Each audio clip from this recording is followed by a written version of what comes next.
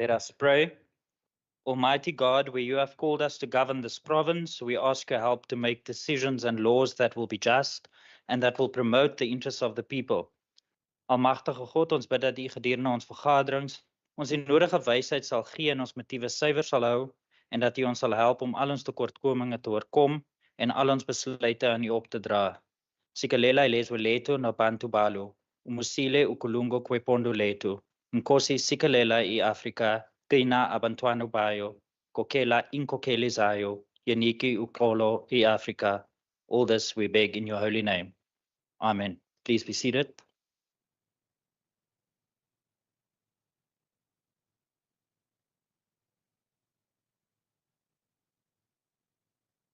Order members, before we proceed, I would like to remind you about some of the logistical arrangements.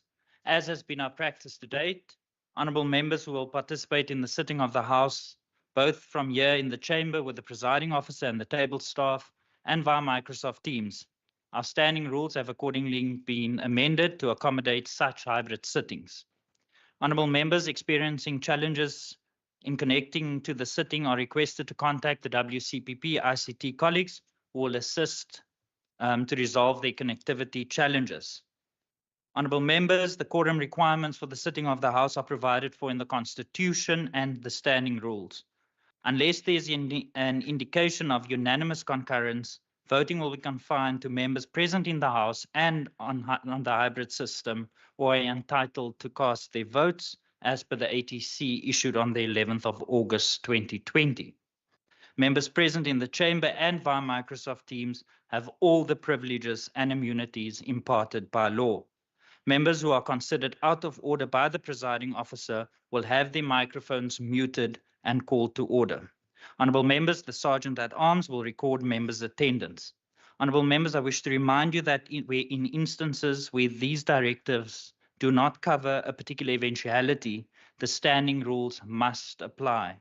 And in instances where the rules cannot be applied, the ruling by the presiding officer is final. Honourable members, the media have also been granted access to the MS Teams meeting as guests of the WCPP. However, I wish to remind the members of the press that they may not use the chat room or speak or activate their cameras while the sitting is in progress. If an individual who is not a member of this House activates their microphone and video camera, such an individual member will be exited from the sitting immediately.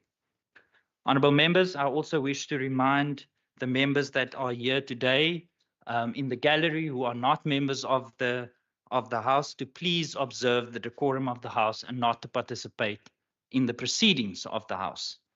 Honourable members, for the sitting, language translation services are available in the chamber as usual and on Microsoft Teams via the respective channels.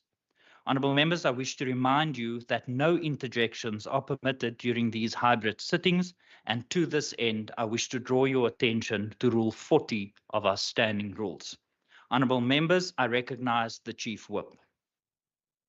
Thank you very much, Honourable Speaker. Honourable Speaker, I move that the House resolves to revive the consideration of the Western Cape Monitoring and Support of Municipalities Amendment Bill, P8 of 2023, introduced during the 6th Parliament, and hereby refers the amendment bill to the Standing Committee on Local Government, Environmental Affairs and Development Planning for consideration and reporting. I so move.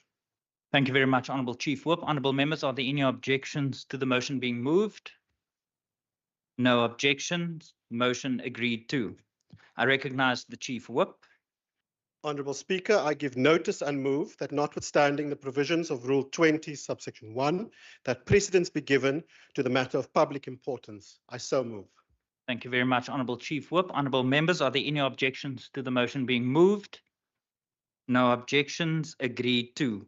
Honourable members, we will now deal with the matter of public importance as printed on the order paper in terms of Standing Rule 143, and I recognise the Honourable Jacobs.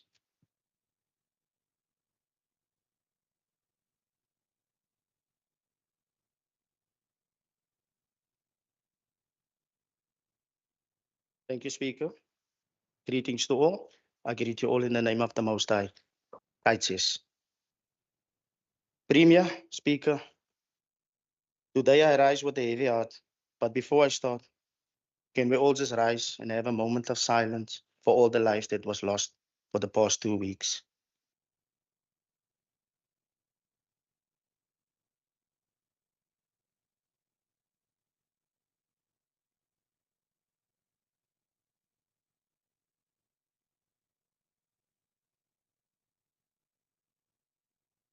Thank you.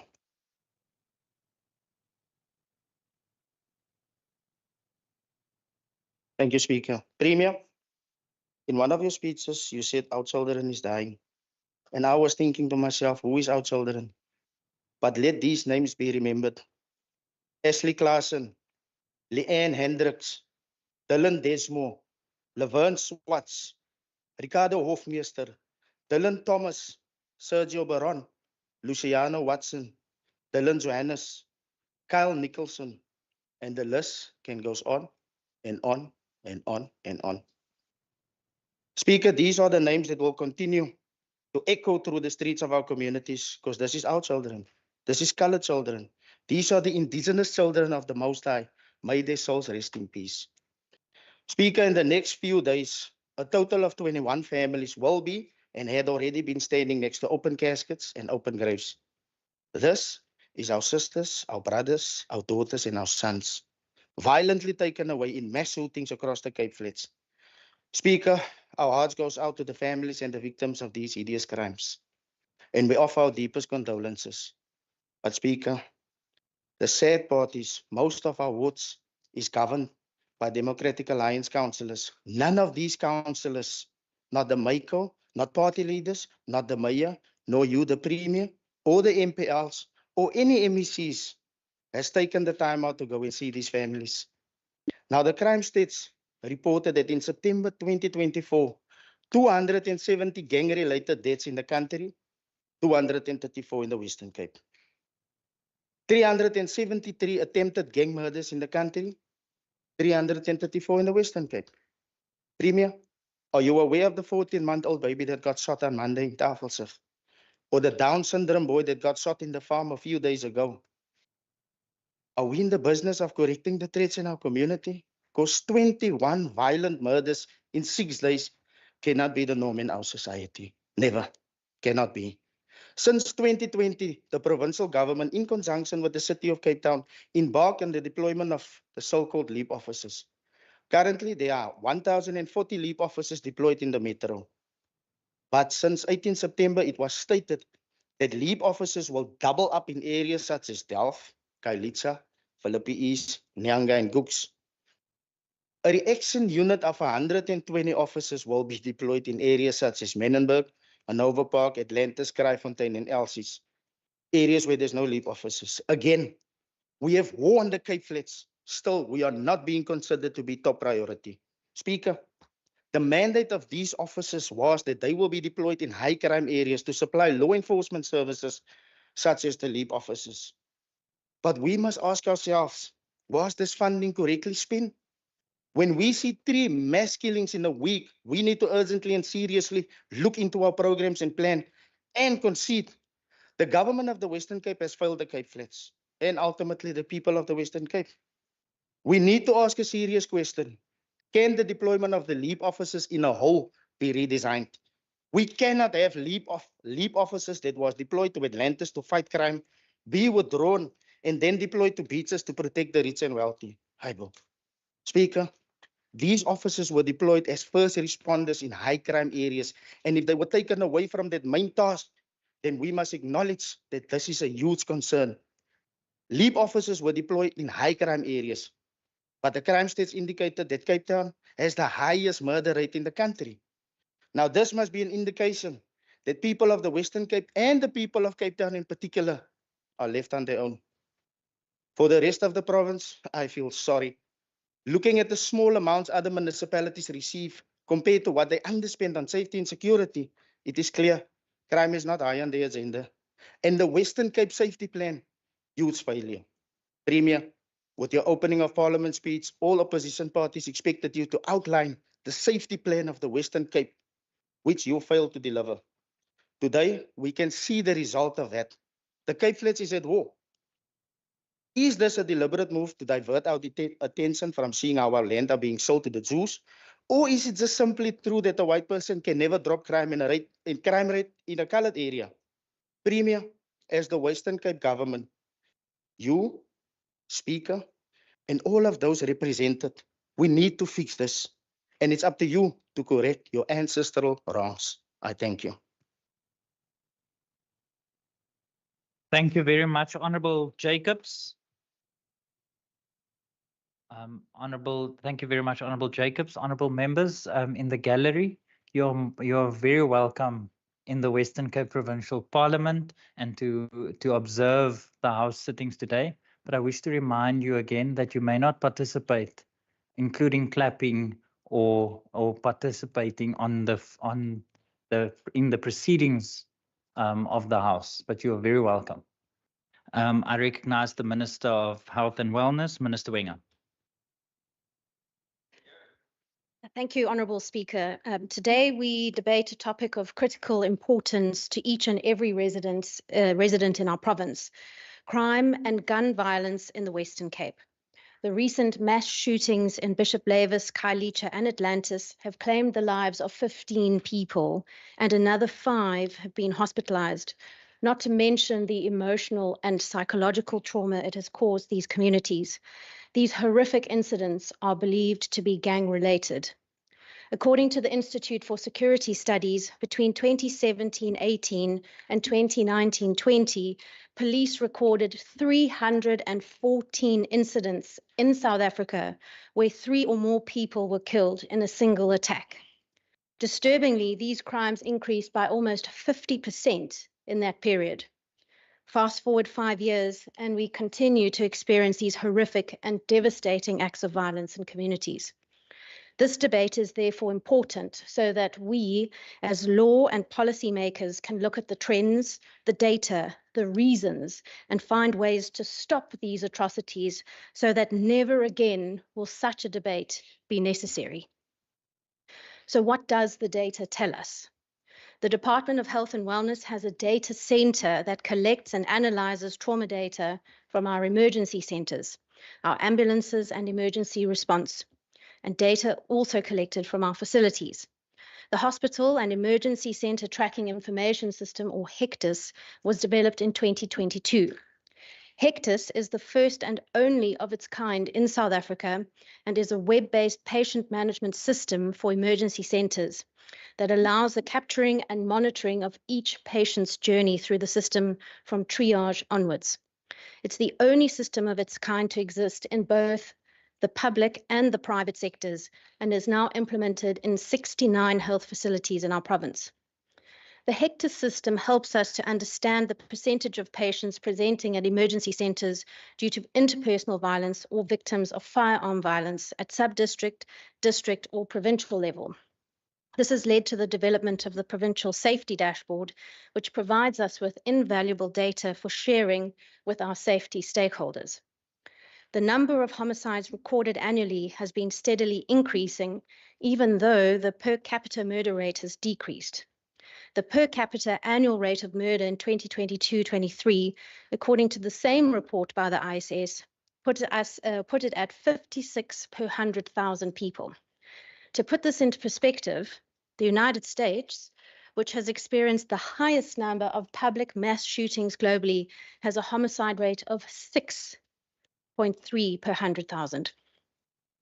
Murder trends in the province have also steadily been shifting. In 2017, the number of homicides committed by guns and sharp objects were roughly the same. At the time, 42% of homicides were committed using guns and 41% with sharp objects. By 2021, 51% of homicides were committed using guns, a 9% increase, while the use of sharp objects decreased to 32%. The data points to a worrying picture of communities and healthcare facilities that are held hostage and placed under tremendous strain to deal with what appears to be easy access to illegal firearms and bullets. This increase in firearm injuries has a direct impact on healthcare facilities right across our province. On average, gunshot wounds are 7 times more lethal than stab wounds. Patients are also more likely to be shot multiple times. Multiple points of injury create more complex cases and need more complicated and costly medical intervention. Gunshot victims require exhaustive, complex management, including repeat surgeries, critical care and prolonged admission, and of course, extensive rehabilitation. In a recent study on the burden and outcomes of firearm injuries at the Mitchells Plain and Heideveld hospitals found that in 2019, 30% of gunshot wound victims sustained more than one firearm injury and required on average 3.7 theatre hours and 12 inpatient bed days each. For the Mitchells Plain Hospital alone in 2019, around 2,090 theatre hours were used for victims of gunshot wounds. This translated to 87 days of theatre time. And it's predominantly our young men that fall victim to this. Since 2019, men have systematically represented just above 90% of homicide victims. Distressingly, more than 63% of these men are between the ages of 18 and 25. If we're going to address the systemic issue of violence in society, it will take more than the efforts of the provincial government. It will take a determined commitment by every resident, civil society, business, community groups. Honourable Minister, my apologies for interruption. Honourable Councillor, can I please ask that you mute your microphone? Or if the table staff can assist me. My apologies, Minister, you may continue. As I was saying, Mr. Speaker, it will require all of us, every resident, civil society, community groups, and the South African Police Services and the provincial government to approach this issue from various perspectives and over years reduce and ultimately prevent violence, because we know that prevention is better than cure. Ultimately, the goal is to prevent mass shootings like those in Khayelitsha, Bishop Lavis, and Atlantis. That's why, in partnership with the Western Cape Education Department, the Departments of Social Development and Cultural Affairs and Sports, as well as the University of Cape Town, we are working with parents and communities to strengthen social protective factors and thereby prevent violence. Research has shown that meaningful connection to one's community during childhood is a strong indicator for future substance abuse and health outcomes. With our partners, we've launched one of our pilot projects, Planet Youth. Planet Youth seeks to strengthen community bonds and aims to prevent our boys and young men from falling victim to gangs or falling prey to gangs. In addition, we're working on family and parenting strengthening programs, evidence-based socio-emotional skills development programs for children, and youth interventions. And although these programs are very much in their infancy, I'm hopeful that strengthening these kinds of social protective factors will prevent many forms of violence, including these horrific mass murder incidents. By taking hands as society, we can not only reduce violence, but also prevent it. In the immediate term, however, Mr. Speaker, as this legislature, we must make it known that this kind of violence and mass murdering can never be allowed, not ever. And as the late Nelson Mandela once said, take your guns, your knives, and throw them into the sea. Thank you very much, Honourable Minister. I recognize Honourable Gensu.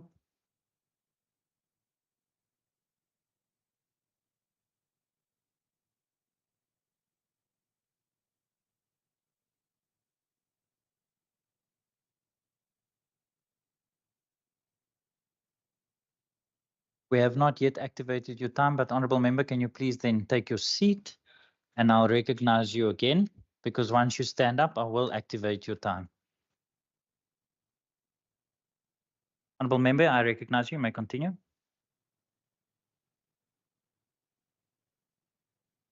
Yes.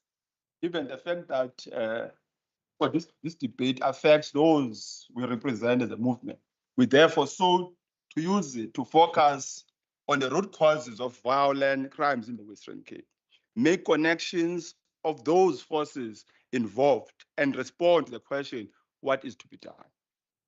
Unlike mass shootings in the US, which are in most cases linked to race hatred, the phenomenon in the Western Cape is similar to that of narcotic gang violence in Mexico. In Mexico, like in the Western Cape, there is a nexus between certain elements from law enforcement authorities, politicians, government bureaucrats, and the underworld criminal network. I argue that the elicited economy is becoming pervasive as it plunges our communities into insecurity. A case in point is the murder of the anti-gang unit section commander, Charles Kinan. The report from IP revealed that 9 police officers, including 2 members of OX, were suspects in his murder. Also, the case involving Malusi Boy of the DA and his alleged links with the underworld criminal network exposes the complicity of the DA-led administration in the operations of the underworld criminal network here in the province. Further, the elimination of Mark Liffman, who has known ties with the underworld criminal network, was gunned down last Sunday in George by co-conspirators implicated along the Sex Boys gang boss, Jerome Dongi Boise, in the case of the murder of steroid king, Brian Weston, an international steroid smuggler who was wanted in the US, cannot be treated as an isolated incident. Given this background, is the DA-led Western Cape not mutating towards Mexico route? Speaker, the 3 heinous acts of violence we are called upon to debate, the brutal murder of 5 individuals in a car on the road between Mamre and Atlantis, followed by the massacre of 7 lives in Bishop Levis and the tragic loss in 3 lives in Khayelitsha, are not isolated incidents, and thus they must be understood within a broader context of this pervasive underworld criminal network.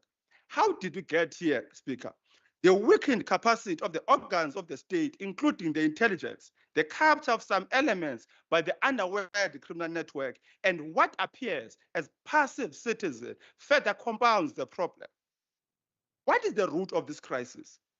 It will be naive, Speaker, to delink the violent nature of the Western Cape from the crisis of capitalist social reproduction, a system that reproduces poverty, inequality, bloodbath unemployment, and chronic underdevelopment. As a result, working class households, families, and communities are unable to support their lives.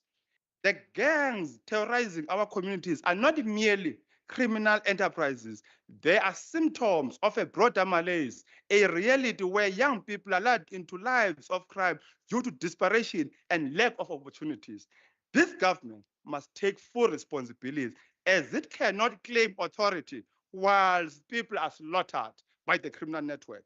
As a result, in the first quarter of this year, 2,250 murders were recorded in the Western Cape, with a staggering 1,384 victims being Africans and 884 colors. This expresses the class and the national content of the violent crime in this province. These criminal activities and matters are not taking place where the DA's elite leadership live. Does the DA leadership elite truly understand the plight of those they claim to govern? Or they turn a blind eye to the suffering of our communities because it does not affect their voter base? Speaker, given the above, the DA's so-called evidence-based decision-making is nothing but an empty slogan. The inability of the so-called safety plan to reduce the murder rates proves the emptiness of the so-called evidence-based decision-making. And this government must account about the billions pumped into this plan. It is evident that the DA leadership elite is not aware about the nature and the sources of this violent crime. MEC Marais is here, and given her posture, is hard evidence that this government has no plan. In her good mind, she believes that tailing behind the DA's golden boy, J.P. Smith, LEAP officers, and now devolution of intelligence services to the municipal level are a silver bullet. You are making a big mistake, madam. Speaker, what is to be done? As the ANC-headed alliance of the SACP and concerned the legislature, we are not here to lament. We are here to offer solutions. Therefore, in answering the question, what is to be done, we call for strategic allocation of government resources to address chronic underdevelopment, such as houses, access roads where the workers and the poor live, street lights, etc., in working class communities, needs a need for substantial investment in education, skills development, youth employment programs to provide our young people with the opportunities they need. Secondly, strengthening of law enforcement and the intelligence. In the spirit of the recent signed cooperation agreement, the role of law enforcement, particularly the SABs and specialized units like Special Task Force, anti-gang and others, must be fully supported so that they can have the capacity to effectively deal with this organized crime. We call for increased intelligence-driven operations under the leadership of SABs, not municipalities. Ensure that SABs and other securities are adequately resourced and equipped to respond swiftly to these challenges. Thirdly, an effective role of communities in the fight against crime. Communities are an integral component of intelligence services. And also thus crime cannot be defeated by law enforcement agents alone. And thus we call for pumping of more resources to CPF as well as neighborhood watches in particular. Speaker, as we condemn, Speaker, we submit that our law enforcement authorities need to strengthen the intelligence and investigative capacity as the most immediate measure. However, as an attempt to get to the root and the branches of the problem, the majority people of our province cannot remain in the margins of our economy. The wealth of this country must benefit the majority people, not the white few. As the Freedom Charter declares, the people shall govern in the country's wealth. Speaker, as we condemn these senseless killings of Black people in the poor working class communities, let us not allow this tragedy to fade into the obscurities as mere headlines. Let us channel our outrage into action that dismantles the structures perpetuating violence and builds a future rooted in equality and justice for all South Africans. Together, as the ANC we call, we can forge a path forward, a society free from fear, a society where every citizen can live with dignity. I thank you, Speaker. Thank you very much, Honourable Member. I recognize the Honourable Petrus.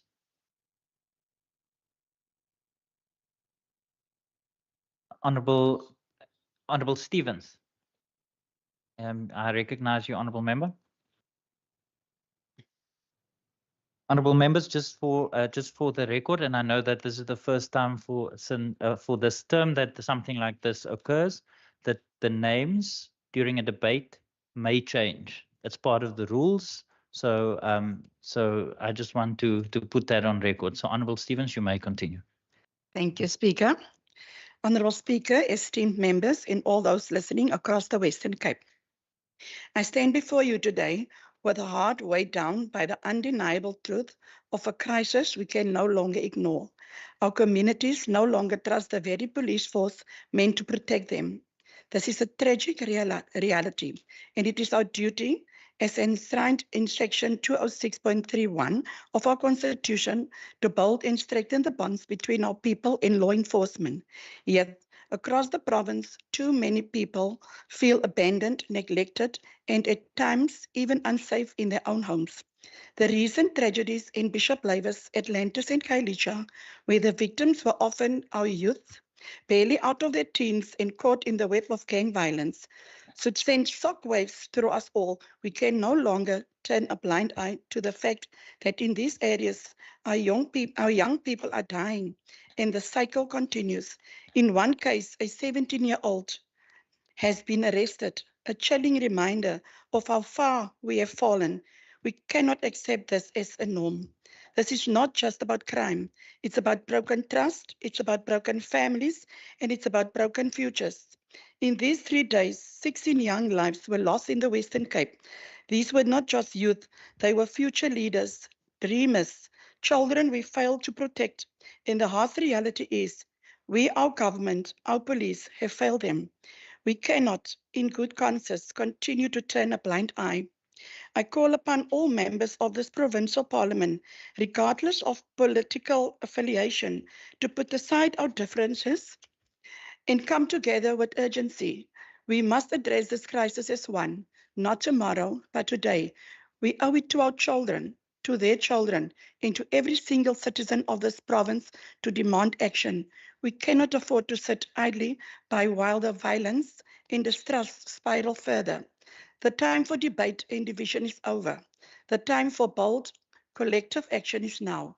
Let us not let this moment pass in silence. Let us speak for the children who no longer have a voice.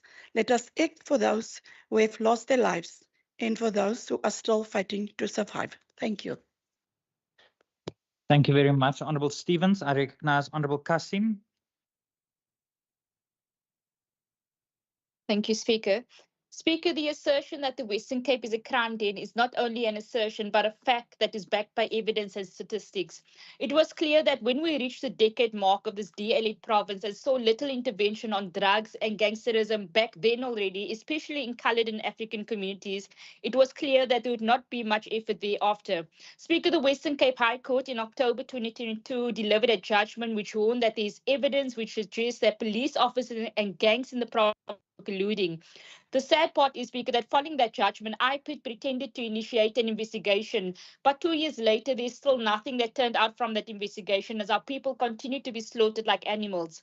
What is even more shocking, Speaker, is that when asked how many drug houses were shut down in the province in the last 5 years as a form of intervention from this province, the minister instead opted to turn the issue to national, stating that SAPS has indicated to them as a province that they do not have the functionality on its corporate system to monitor or record the requested information in this province, which is quite concerning.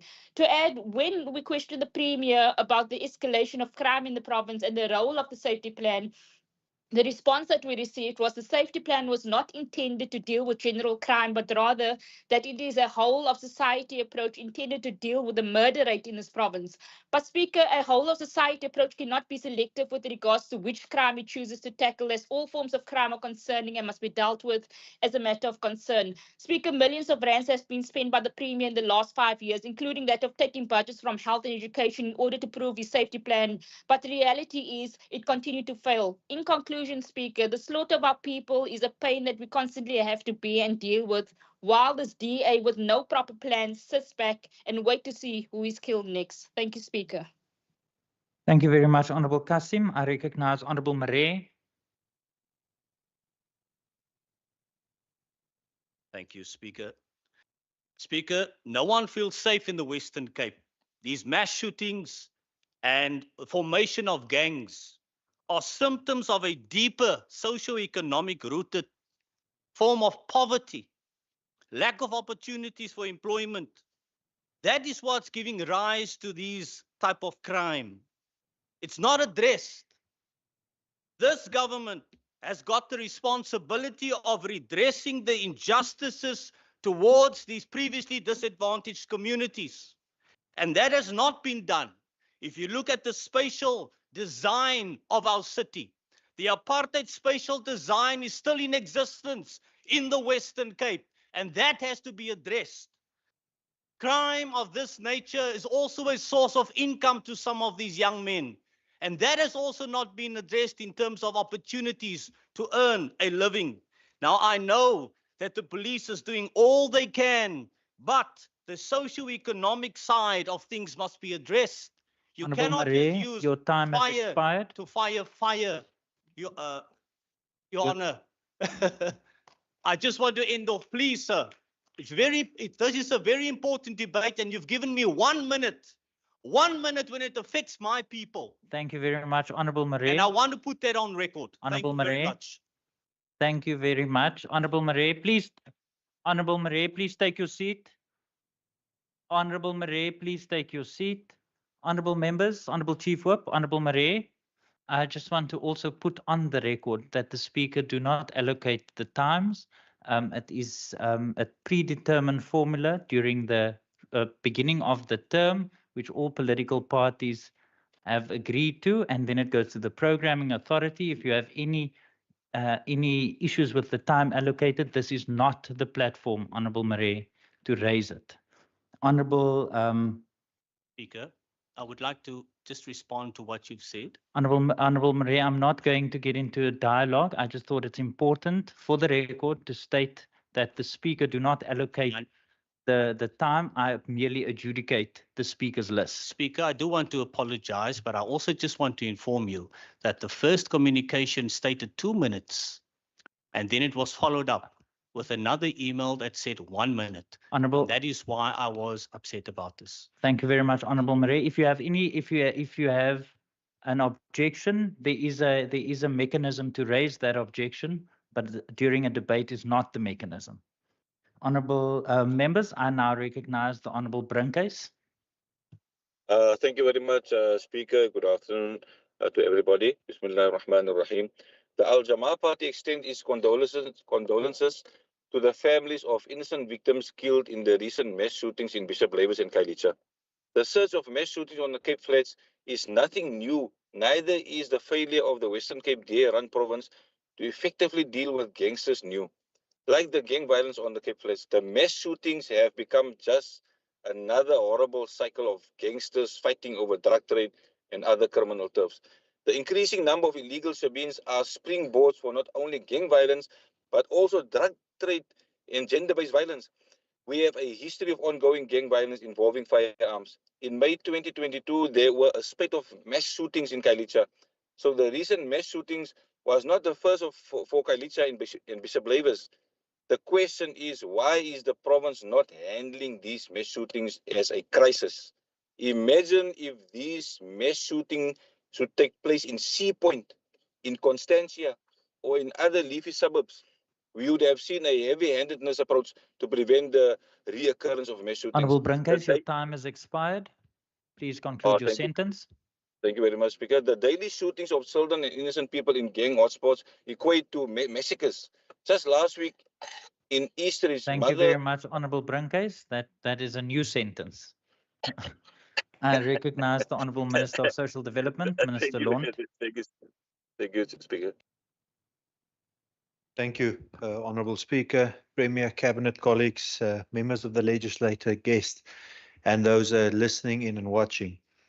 I do want to thank Honourable Jacobs for that moment of silence at the beginning, because one life lost is one life too many, and we have lives that we lost across this province, not just in this area that you raised now.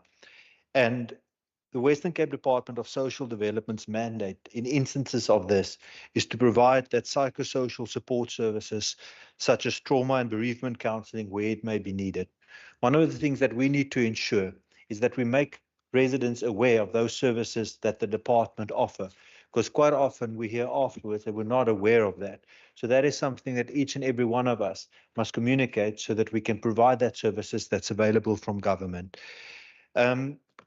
But however, when DSDs provide these services, we often also forget the impact it puts on the social workers that provide these services.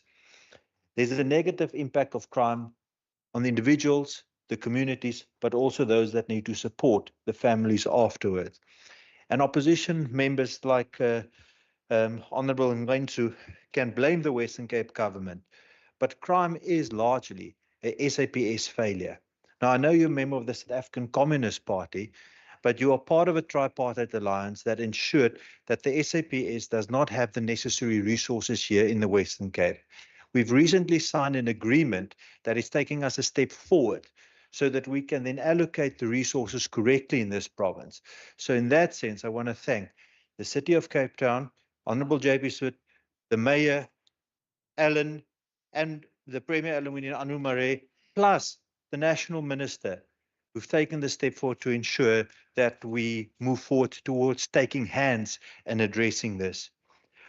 Shooting hinders DSD services. Staff must often wait for a police escort to go into a community, but sometimes that's impossible because there's not enough police officers available, or there's not enough police vehicles available. And yes, it's not the job to escort, but we need to provide services to the clients.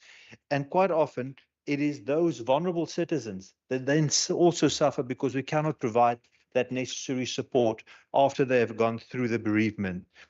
Now, these shootings have a ripple effect, compounding the trauma on communities. And we also then need to take hands to make sure that we can step up and provide those support services. Another tragedy is the number of children and youth who became involved in the shooting, because quite often they are used because there's a shorter term imposed on them. The department provides psychosocial, therapeutic, and statutory support services such as school-based and community-based crime prevention programs, which focuses on life skills, mentoring, anti-bullying, and substance use disorder services. During the previous financial year, almost 9,500 learners participated in school-based crime prevention programs. An additional 1,329 participated in community-based programs. That is not enough. We need to expand that, and we need to fight to have our share of the budget in this province so that we can be invested in doing preventative work where it's needed. Something positive. Since 2015, the Department of Social Development has implemented an early discharge program for children, sentenced children and youth with behavioral challenges.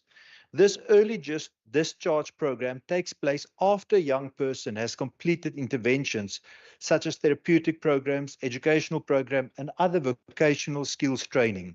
Since the implementation, 3,100 young people have had an early discharge, and of these, only 3% had their early discharge revoked, which currently indicates to a 97% success rate.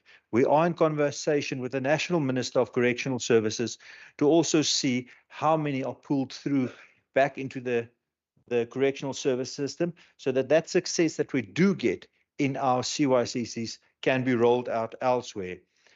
Since the start of the 2024-2025 financial year, 2,600 adults have gone through diversion programs. These are first-time offenders whose behaviors we have tried to improve through programs that prevent recidivism. Simultaneously, these job skills programs for at-risk youth from crime hotspots like Khayelitsha are aimed at providing skills for employment like barbering, hairdressing, hospitality, and Siemens training. This is ongoing, and since the start of the 2024 financial year, just over 100 youth have gone through this program. Honourable Speaker, I have met some extraordinary individuals from CYCCs who have turned their lives around. One young man, Marwan, who was a resident at Horizon, said he was afraid to go back to his community being pulled back into the gangs. But through the interventions and the work that the DSD staff has done, he's now studying office administration at Boland College. He's the captain of the College A team, and he has dreams of starting his own NPO that uses sport to keep children away from gangs. It's youth like Marwan that make me hopeful that we are doing something right, and we must do so much more if we get that necessary support. We are in the process of securing a significant partnership with a business in George that will take hands with youth in our CYCC facility to give them even a further leg up so that they can break that cycle and be the change for themselves and their community. In a time of fiscal uncertainty, simply pointing fingers when crime happens is no longer an option. We are working hard Minister, your time has expired. Please conclude. To find creative solutions to the socioeconomic circumstances. We need out-of-the-box thinking. We need to take hands. Thank you very much, Honourable Honourable Minister. We cannot point fingers. Thank you very much. Stand together. Thank you very much, Honourable Minister. I recognise the Honourable Christians. Mr. Speaker, Edmund Burke said that the only thing necessary for the time of evil is for good men to do nothing. Speaker, today the ACDP is speaking on behalf of those families who lost their loved ones in the recent mass shootings in Khayelitsha, Atlantis, and Bishop Lavis. But Honourable Speaker, a few months ago, shootings happened in Lavendale and Delft. Next month, it will be in a different area. Kraaifontein maybe Philippi. Criminals move from one area to another, outsmarting law enforcement agencies. Speaker, the ACDP is calling communities to step forward to expose these criminals who are roaming the streets freely. They're roaming the streets, but our law-abiding communities live in fear on a daily basis. All levels of society are affected, from homes to schools and public places. Speaker, communities must stand up. Police and law enforcement agencies cannot do it alone. I thank you. Thank you very much, Honourable Christians. Your time has expired. I recognise the Honourable Heron. Thank you, Speaker. Speaker, between August and October, approximately 39 people were reported killed in mass shootings across Cape Town. That is about 13 deaths a month.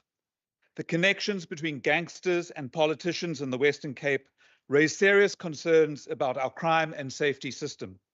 Individuals like Mark Liffman have reportedly leveraged their political ties to protect their operations from scrutiny, allowing criminal networks to operate with impunity. There are also concerning allegations regarding potential ties between the Western Cape Police and criminal gangs such as the 28s. This troubling alliance between gangsters, politicians, police, and municipal law enforcement officials jeopardizes community safety, erodes public trust, and creates a safe space for Western Cape crime to flourish. This government has invested billions, but in some places the investment is directly under the control of those already involved in crime. We urge the Western Cape government to call a provincial crime summit. This will ensure engagement between law enforcement, government, and those who are deeply affected. Thank you very by much, these Honourable crimes. Heron. Your time has Thank you. expired. I recognize the Honourable Kaiser Philander.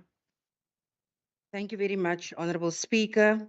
Honourable members, today we confront the tragic reality that far too many communities across South Africa are gripped by relentless violence in Bishop Lavis, Atlantis, Kailicha, and many more other areas. Mass shootings are not isolated incidents, but brutal reminders of a daily struggle for safety, a fundamental right that too many of our people are denied. And Speaker, I think this afternoon for me, it's so disappointing that the sponsor of this debate, we mustn't make a mockery of this critical issue. All lives matter, Speaker. And who of us go and look what the color of your skin is when we see someone lying on the streets, either in this province or in South Africa?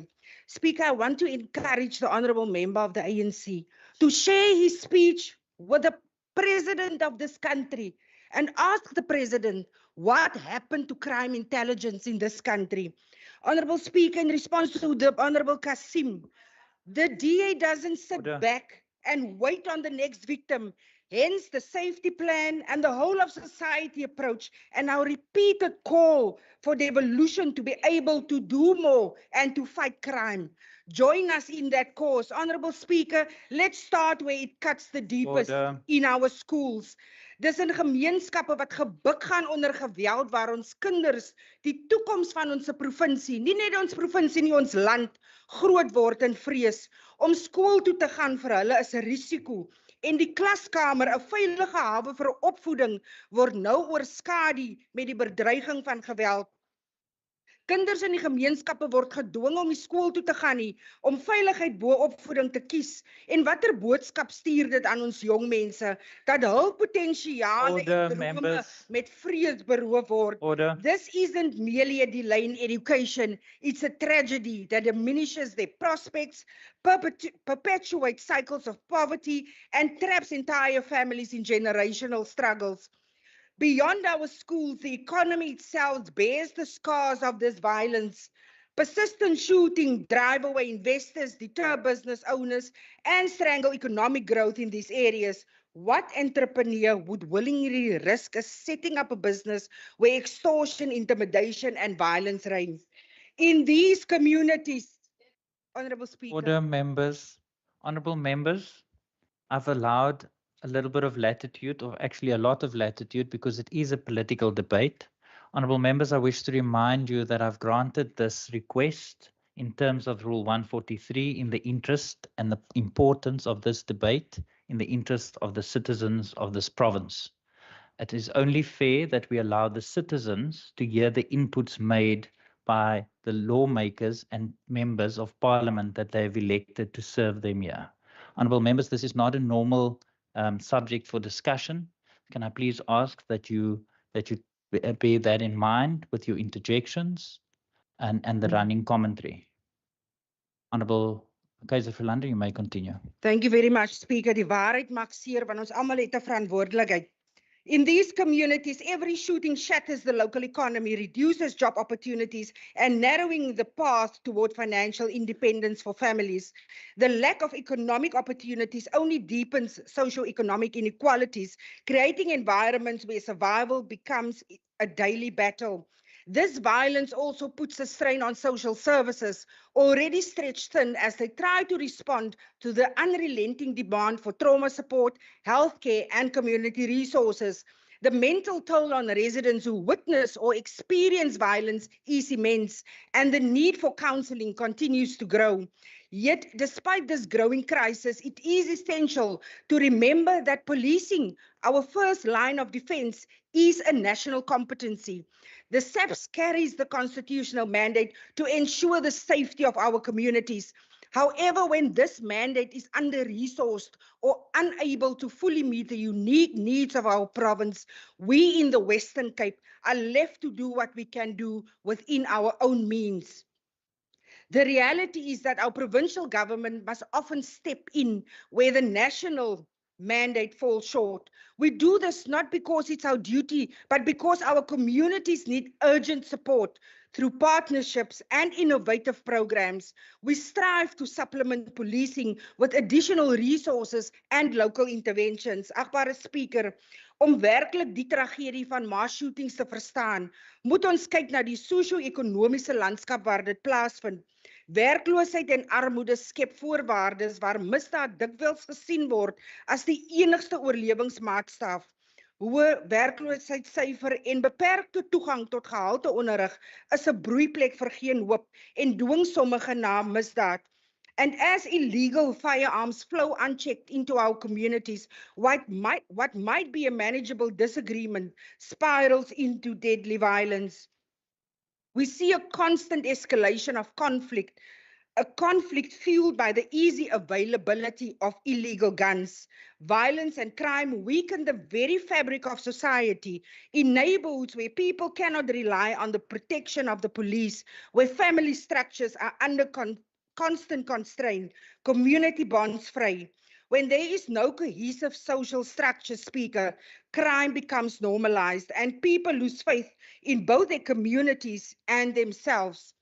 Breaking the cycles of poverty and violence starts with better education, expanded job training, and more robust economic development initiatives. These programs offer people real, viable alternatives to crime.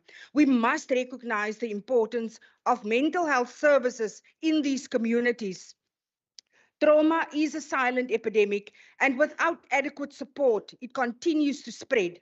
By increasing access to mental health resources, we can offer solace to the victims and empower communities to heal. Lastly, Speaker, while policing is a national mandate, the Western Cape is committed to supporting SAPS through every viable, available avenue. Through the MOU, we are working to extend resources to policing efforts, strengthening their ability to serve our community with the effectiveness and dedication that our residents deserve. Honourable members, through you, Speaker, I appeal to you to embrace a common thread that runs through every solution, every strategy we employ. The understanding that an all-of-society approach is essential to safety in our communities. The challenges we face are multidimensional and they demand responses from every sector, social, economic, and governmental. When national government faces constraints, the Western Cape steps up. We do so because we believe in the potential of our communities and in the resilience of our people. Ons staan voor 'n keuse, Speaker. Ons kan of toelaat dat geweld en vrees die lewe van ons gemeenskappe voorskryf, of ons kan voortgaan om onsself te verbind tot die skep van 'n veilige samelewing. The road will be long, honourable members, and the challenge is vast. But I am confident in the strength of our communities' ability to enact meaningful change. I thank you, Speaker. Thank you very much, Honourable Kaiser Philander. Honourable members, Honourable Minister of Police Oversight and Community Safety, in terms of Rule 143, subsection 4, Honourable Minister, do you wish to reply to the debate? Do you wish to reply to the debate? Honourable Minister, in terms of Rule 143, subsection 4, I recognise the Honourable Minister responsible for Police Oversight and Community Safety. Honourable Minister Maree.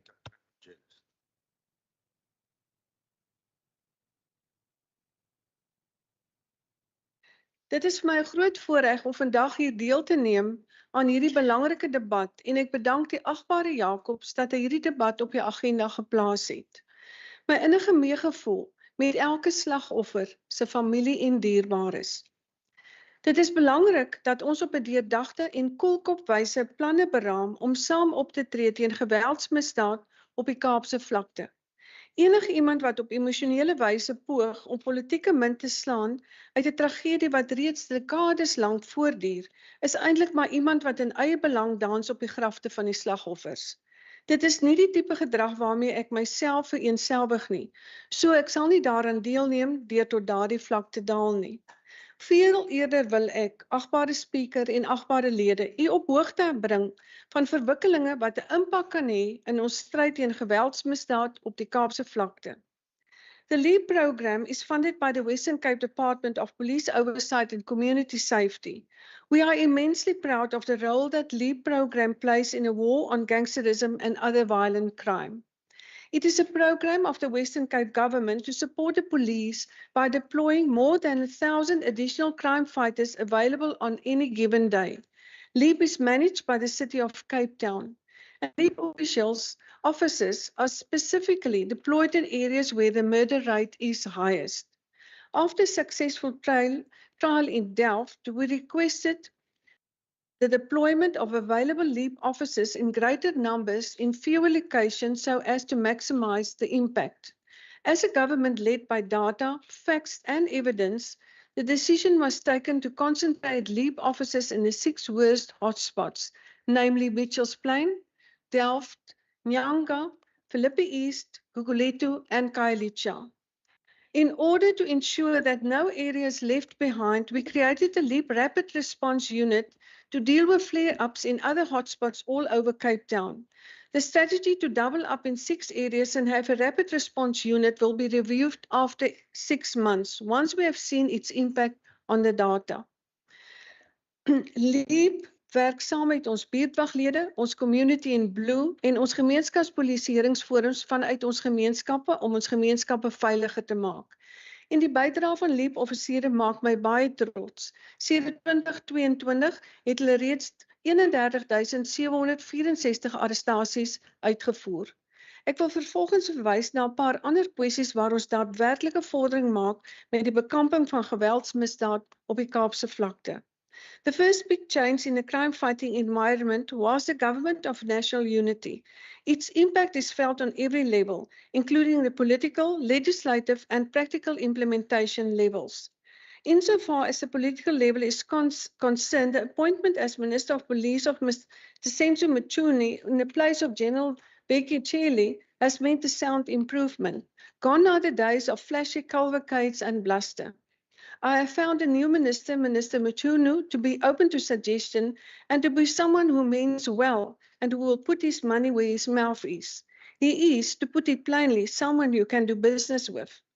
In a few months he has been in office, he has broken with the ways of his predecessors. He has not discriminated against the people of the Western Cape, and he certainly scores lower on a vanity index than a man he replaced. These are early days yet, but so far so good. We work well together. One of the manifestations of this spirit of cooperation has been a much publicized memorandum of understanding between the national government, the Western Cape government, the South African Police Service, and the City of Cape Town.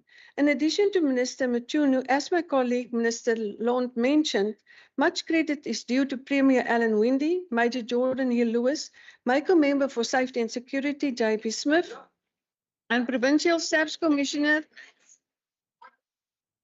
and Provincial... Order, members. Honourable Minister, please take your seat.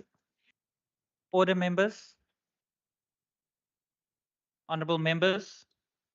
Again, I wish to remind you in terms of Rule 143, subsection 4, the Minister must be afforded an opportunity to reply to the debate without interjections or interruptions. It is stipulated in the rule when it comes to this type of debate. This is, as I reminded you earlier on, this is not a subject for discussion. So the Minister will be afforded an opportunity to reply. Minister, you are protected. I wish to remind all members in terms of the rules. Honourable Minister, you may continue. Thank you, Speaker.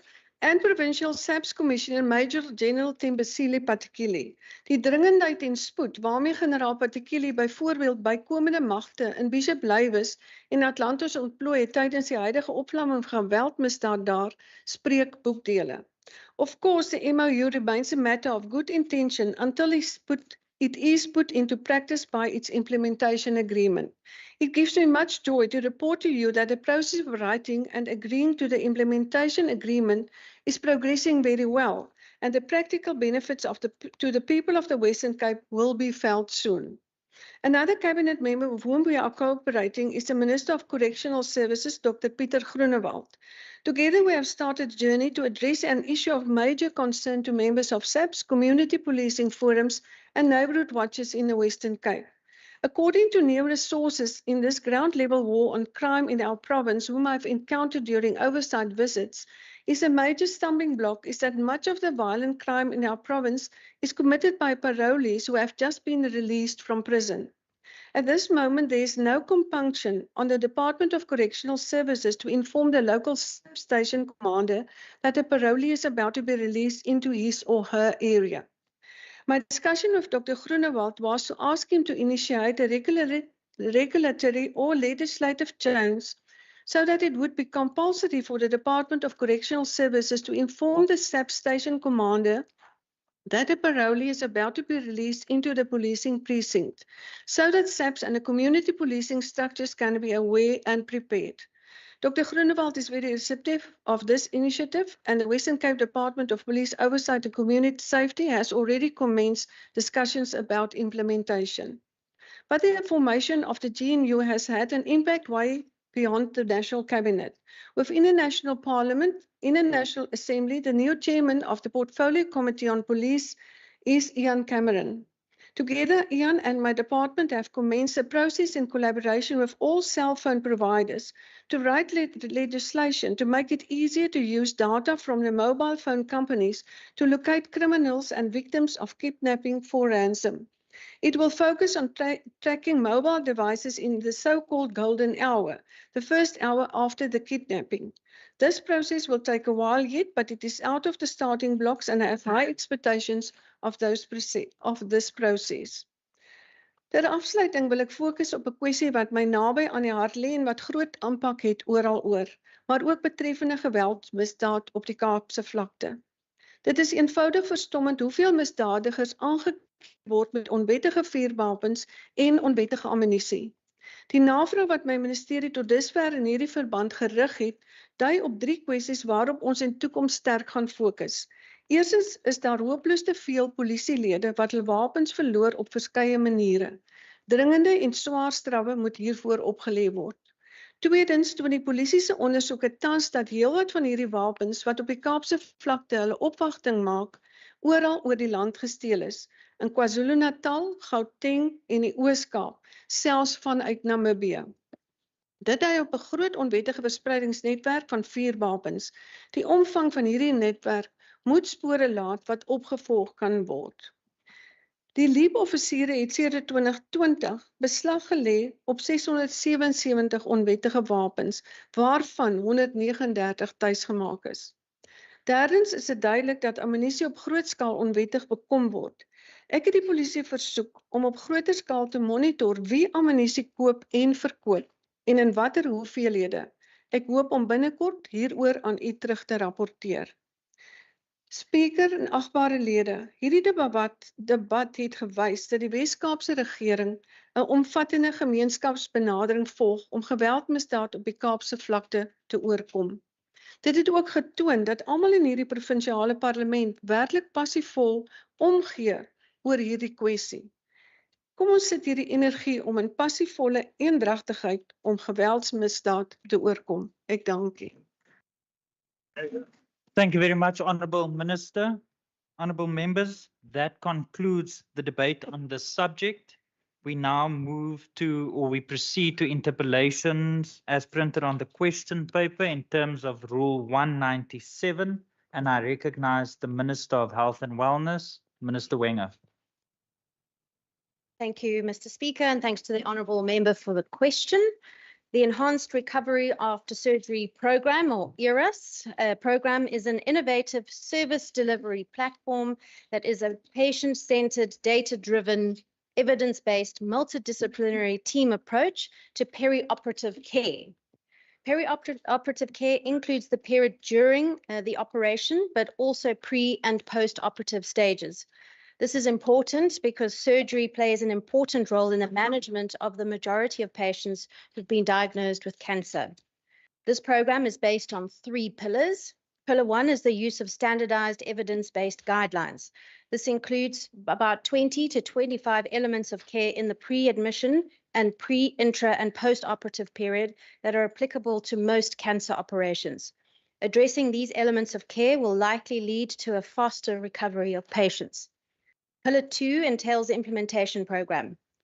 Through the program, a well-functioning multidisciplinary team is established who are able to implement evidence-based guidelines over 8 to 10 months. The members of this team include the patient and their families, as well as their healthcare and other hospital workers. Pillar 3 is the use of a monitoring and evaluation tool. This interactive web-based audit system allows the teams to continuously monitor adherence to the guidelines, to measure outcomes, and to make changes where needed. The ERAS pilot program was implemented at Groote Schuur Hospital for colorectal surgery in 2016, urology surgery in 2018, and liver-related surgeries and gynae oncology from 2023. The results have been positive overall, in terms of the decreased length of hospital stay, particularly for patients in those programs that have been running for longer periods of time, as well as a reduction in mortality. For colorectal surgery at Groote Schuur, there's been a significant reduction in the length of stay from 8 days to 6 days once the ERAS program was implemented, whilst the national average is 12 days. There have also been very low readmission rates and utilization of the post-anesthesia care unit for this type of surgery. For urology surgery at Groote Schuur, there's been a 70% reduction in mortality in just 3 years. The proof of concept has therefore been established at Groote Schuur, and the hospital is considered a fully fledged ERAS hospital and the first ERAS Center of Excellence in Africa. The learnings at Groote Schuur can therefore be used to hopefully scale to secondary hospitals in future. Thank you very much, Honourable Minister. I recognise the Honourable Jacobs.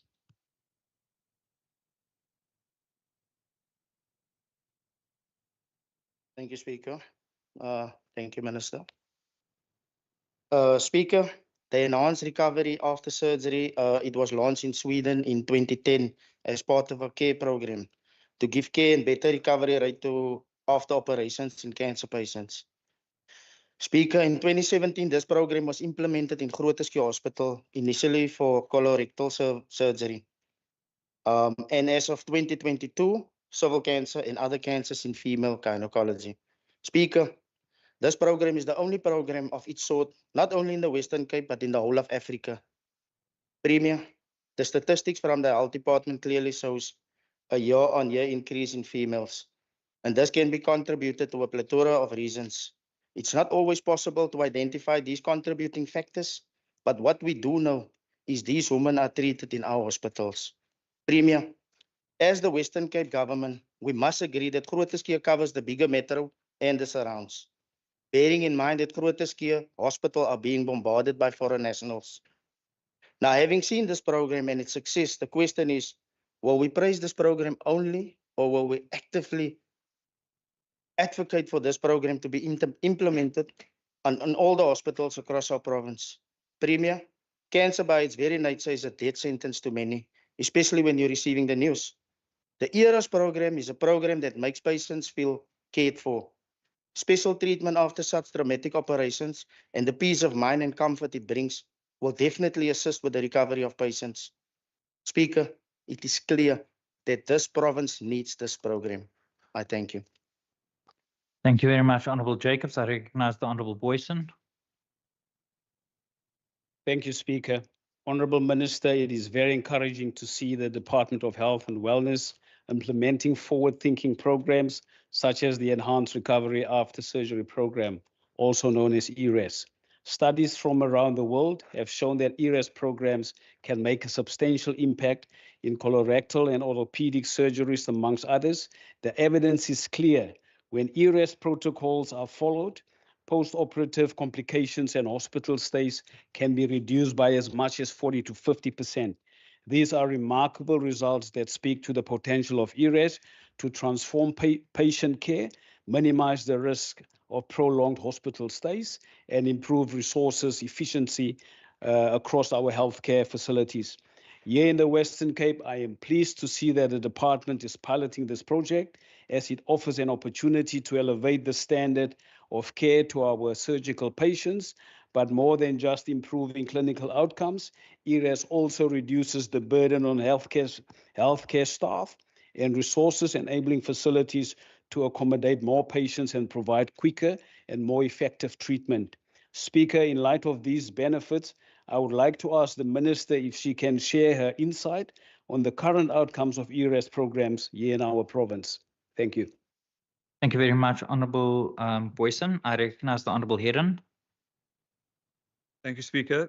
Speaker, while the Enhanced Recovery After Surgery program is focused on revolutionizing patient care and enhancing post-operative outcomes to minimize hospital stays, the pressing issue of surgical backlogs continues to undermine these efforts. It is crucial to acknowledge that the existing approach to patient care is not the root cause of the delays. The Surgical Recovery Project at Groote Schuur Hospital was specifically established to tackle the backlog of elective surgeries. This initiative has received significant backing through private donations, as well as notable allocations of 6.5 million rand from the Western Cape Government Department of Health and Wellness. This funding is part of a larger 20 million rand commitment aimed at alleviating patient backlogs across provincial hospitals. Despite this financial support, many hospitals are still grappling with considerable delays. For instance, Tygerberg Hospital is experiencing a backlog in obstetric surgeries, particularly elective C-sections, even after this cash injection. Although the Surgical Recovery Project has demonstrated potential, there's concerns around the lack of transparency regarding its scope, future targets, and possibilities for expansion to other hospitals facing similar challenges. Rural hospitals, which frequently operate under financial constraints, stand to benefit immensely from initiatives like this, as they would enhance access to essential healthcare services without imposing the burden of long-distance travel. Thus, one must ask, would addressing the surgical backlog not be more prudent than simply implementing a new approach to patient care? Thank you. Thank you very much, Honourable Heron. I recognise the Honourable Jacobs.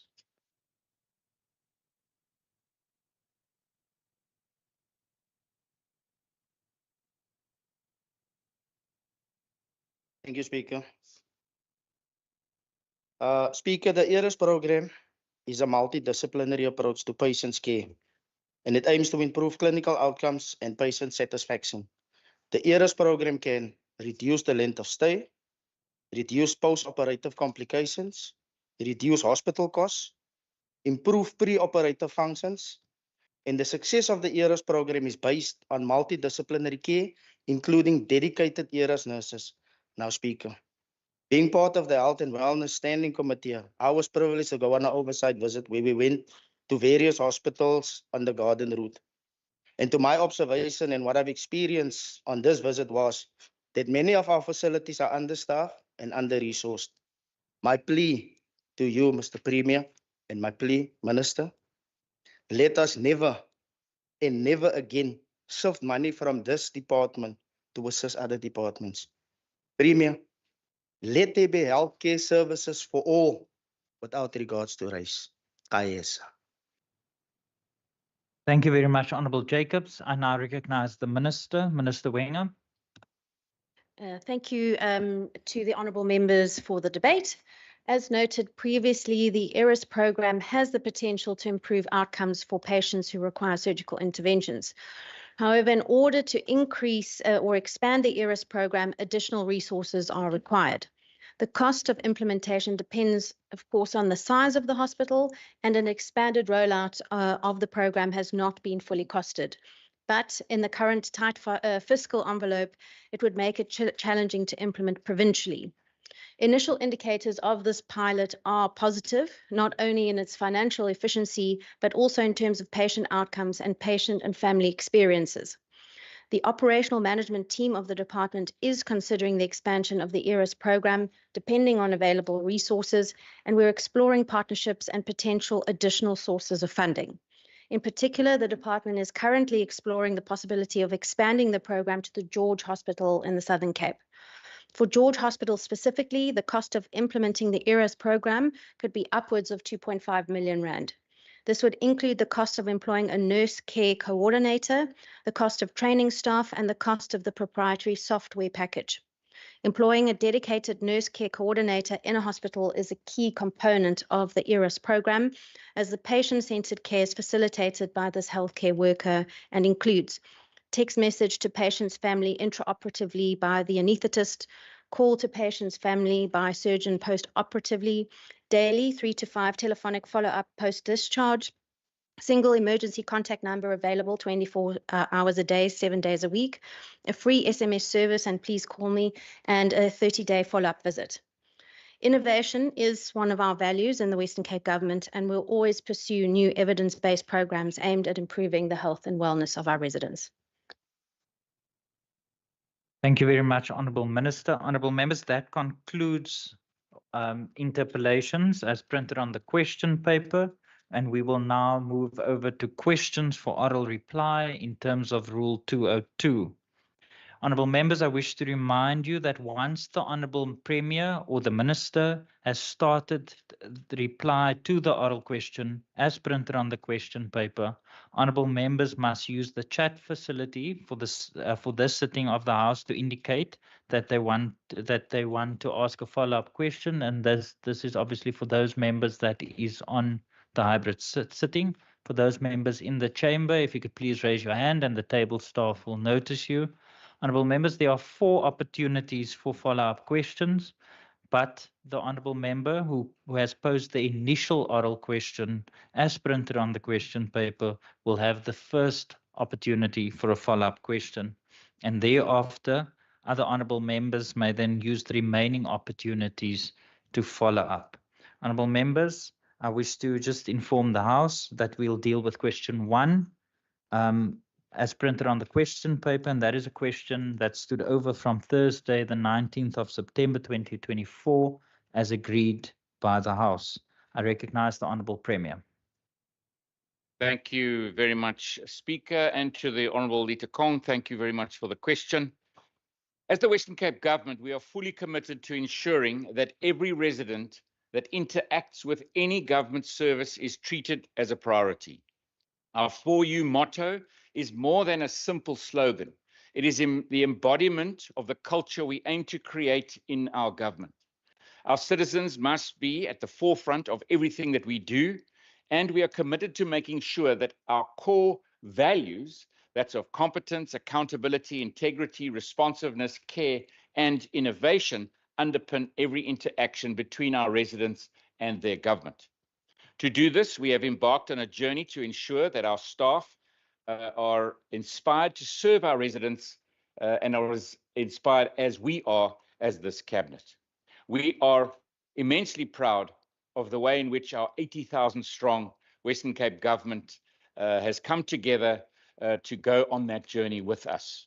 The Western Cape government, having been awarded the status of top employer in South Africa, is clear that we are creating a shared culture of service and excellence. As we continue to put our residents first, we have created a number of ways for our citizens to engage with their government more conveniently and more efficiently. The Western Cape Government Contact Centre serves as the primary point of contact for residents for them to log queries, file complaints, or request government services. Interactions with residents are governed by the Western Cape Government Digital Channel Management Protocol, which is designed to support both Western Cape Government business operations and citizen service delivery through digitally enabled channels. The contact centre implemented and maintained high service standards to ensure that its overall efficiency and responsiveness to residents would continue. These include answering calls, 96% of the calls received, answering 85% of calls within 20 seconds, providing responses within 60 minutes during office hours or business hours, resolving complaints within 36 business hours, resolving 85% of queries on the first contact basis, and achieving a 95% resolution rate. Residents can access the contact center through 15 channels, each managed according to our standard operating procedure, the Western Cape Digital Channel Management Protocol, and acceptable service standards. The contact center follows a structured ticket life cycle. Number one, the ticket creation. All resident interactions are captured in a CRM system, ticketed, ensured proper documentation and efficient management responses and resolutions. Two, ticket capture and first contact resolution, or FCR. The contact center aims for the FCR by ensuing annually verified FAQs through departments. Residents with a CRM profile can log their own tickets online through our website and monitor progress until resolution. 3, escalations. If the contact center is unable to achieve a FCR, or if a ticket requires special attention due to its complexity or priority, it is escalated to the department for response, or the departmental manager who's responsible to then deal with this escalation. Residents are informed about the escalation process and provided with the expected resolution timeframes. Then 4, resolution and feedback. The ticket is updated according to the progress, and ultimately, if it's resolved, including the evidence to that effect. 5, citizen satisfaction. After a ticket is resolved, citizen satisfaction is measured through formal surveys in CRM. 6, quality assurance. The percentage of staff engagements with residents undergo quality assurance checks to ensure that contact center agents meet acceptable performance standards and error thresholds. And then 7, data and reporting. The contact center compiles a POPIA and provided departments with regular reports according to and agreed upon reporting schedule.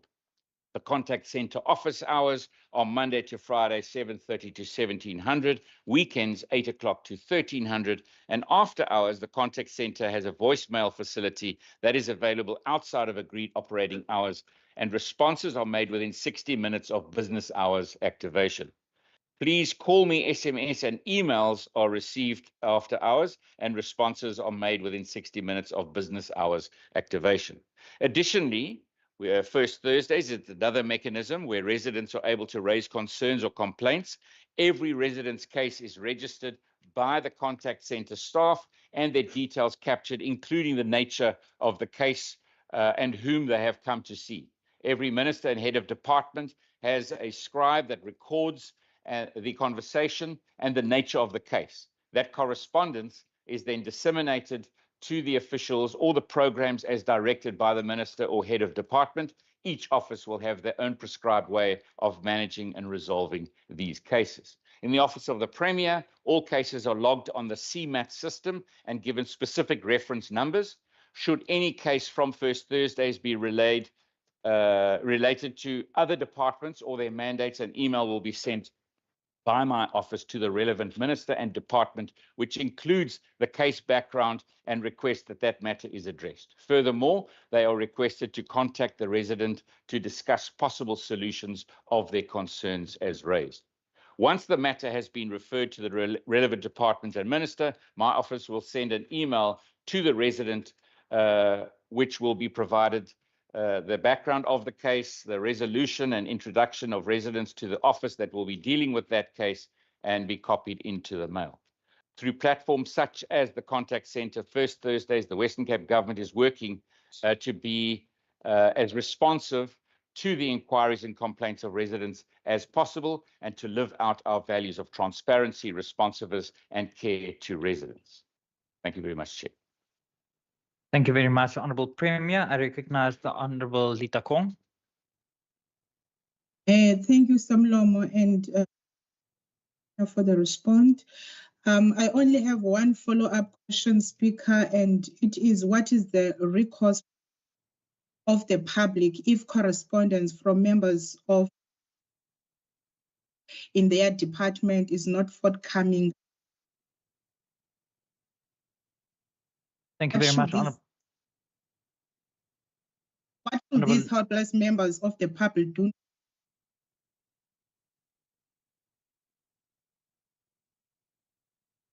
Honourable Lita Kong.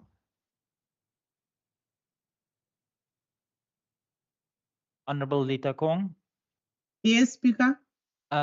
We lost you. I think you might have a problem with your connectivity. Can I ask you to repeat your question? Okay, thank you, Samlomo. What is if correspondence from members of the executive?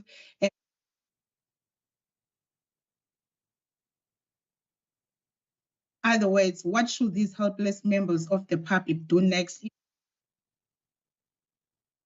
Honourable Lita Kong, I'm not sure if the Premier heard your follow-up question, but as always, I'm not going to dictate how a member, or in this case, the Premier, responds.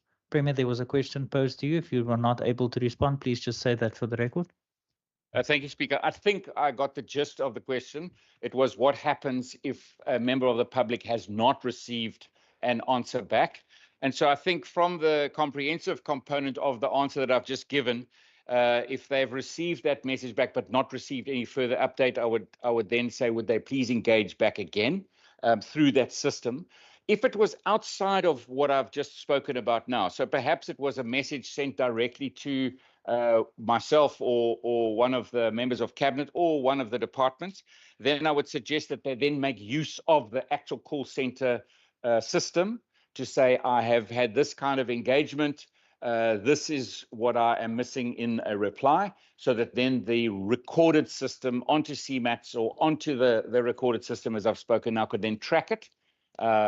If it is already in the system, then they raise it, then they must just say this has already been in the system. So we can then also track it to say this is now not answered correctly, and then we can actually deal with it. And as I've said in the beginning, it would be forwarded to those relevant heads of department or ministers. Thank you very much, Honourable Premier. I recognize the Honourable Bryant. Thank you, Speaker.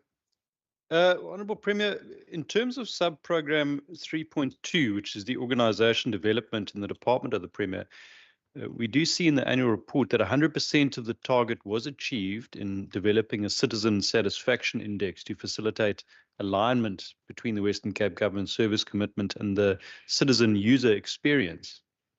Could the Honourable Premier please highlight how this assists in terms of dealing with accountability? Thank you very much, Honourable Premier. Thank you very much, and thank you to the Honourable Bryant for the follow-up.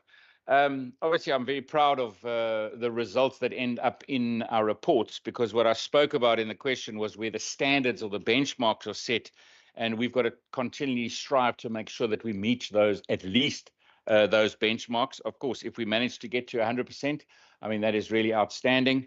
And that goes to the process or the programs of dealing with the culture of our organization to be that organization that is responsive, that organization that cares for its citizens and is wanting to go back. And so, of course, on that side, I'm really excited about achieving and overachieving, and we will continue to strive to do that.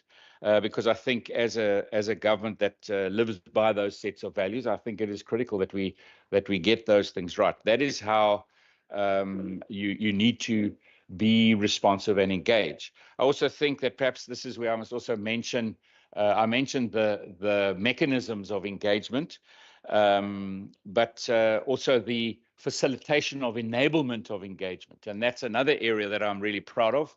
I remember being part of the initial pilot stages of the broadband project and seeing how it's rolling out over the years. And, now we've got to more than 2,000 sites across this government that are available to citizens for free.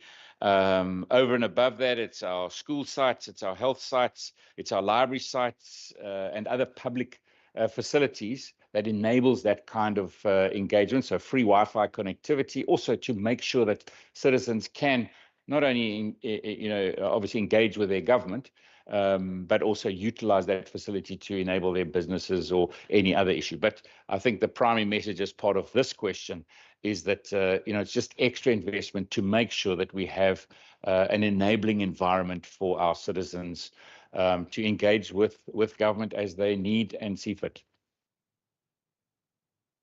Thank you very much, Honourable Premier. I recognize Honourable Windvogel. Thank you, Speaker. Speaker, through you, Premier, I would like to highlight a specific concern. I think we went through all those processes as the processes you explained to us. But I would like to highlight a specific concern raised by the community regarding the planned development of the Gugulethu Hospital on the site of an existing sport field.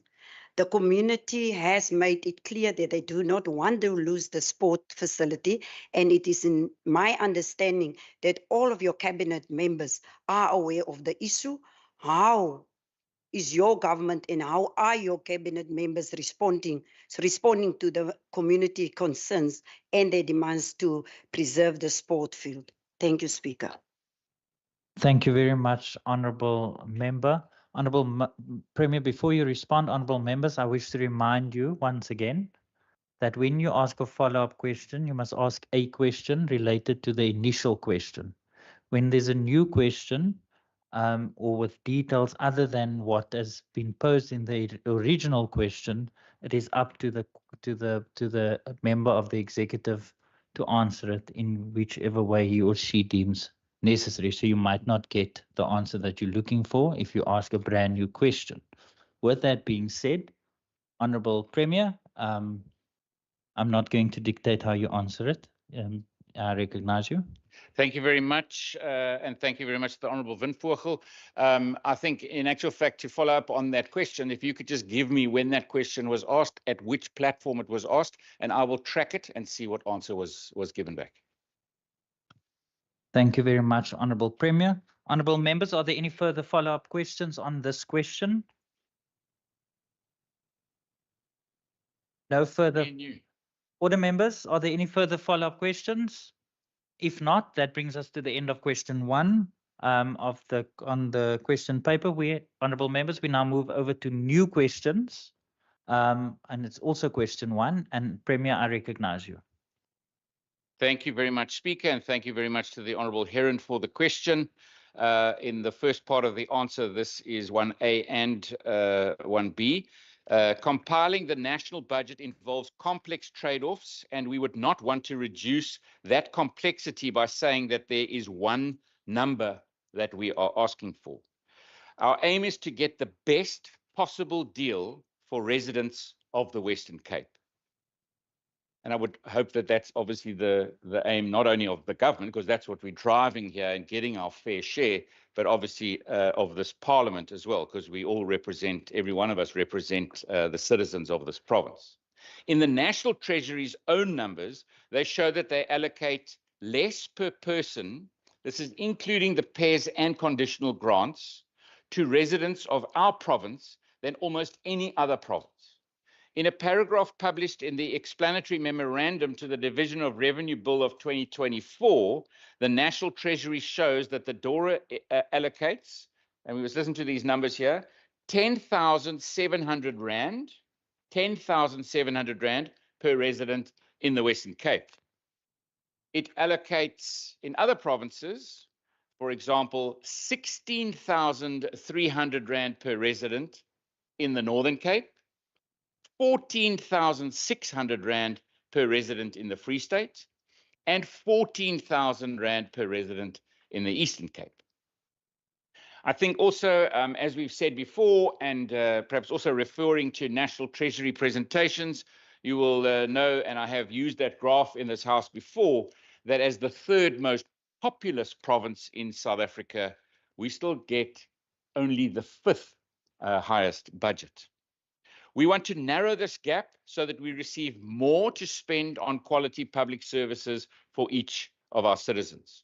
We are also not just asking for a fair share of the national transfers to the provincial government. We are asking for a fair share of the national spending on national functions within this province. That is why, for an example, we engage national government on ensuring more police are deployed to the Western Cape. And in the debate that we've just had now, and I refer here to the policing, and if I refer here to page 21 of the Policing Needs and Priorities report, you will see that in 2011-12, our province had 22,011 police officers. So let's just call it 22,000 police officers deployed to this province. We now sit at 18,800. So our police number is diminishing constantly year after year. If you look at that graph, it just keeps on going down. That's why at a national level, when the Minister of Finance and myself, when we go to the extended cabinet, and of course, cabinet discussions are not public, but I can say that, and the minister can verify this, that in this province, we were punting for more money for education, more money for health, and more money for policing.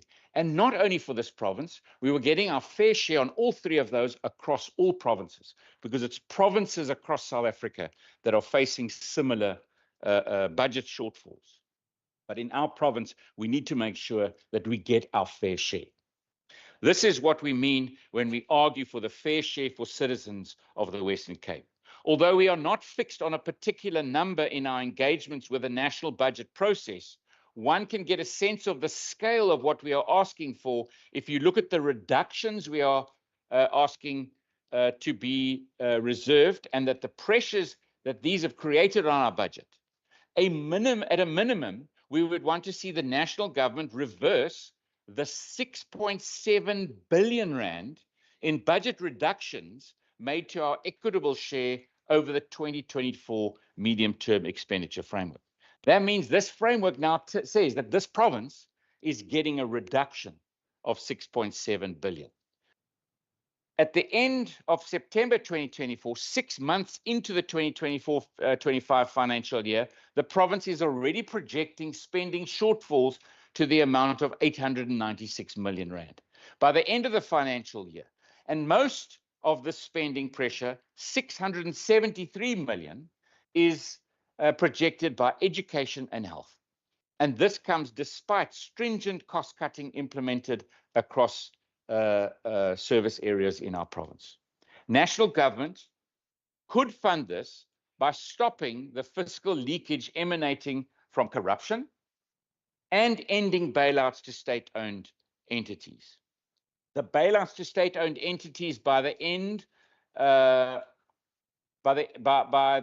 June was 280 billion over the past 5 years, and this siphons much of the needed money that is needed for specifically those three, but a number of other areas across our province. In actual fact, if you go to the 8-year line, you will see that's nearly R500 billion that went to bailouts.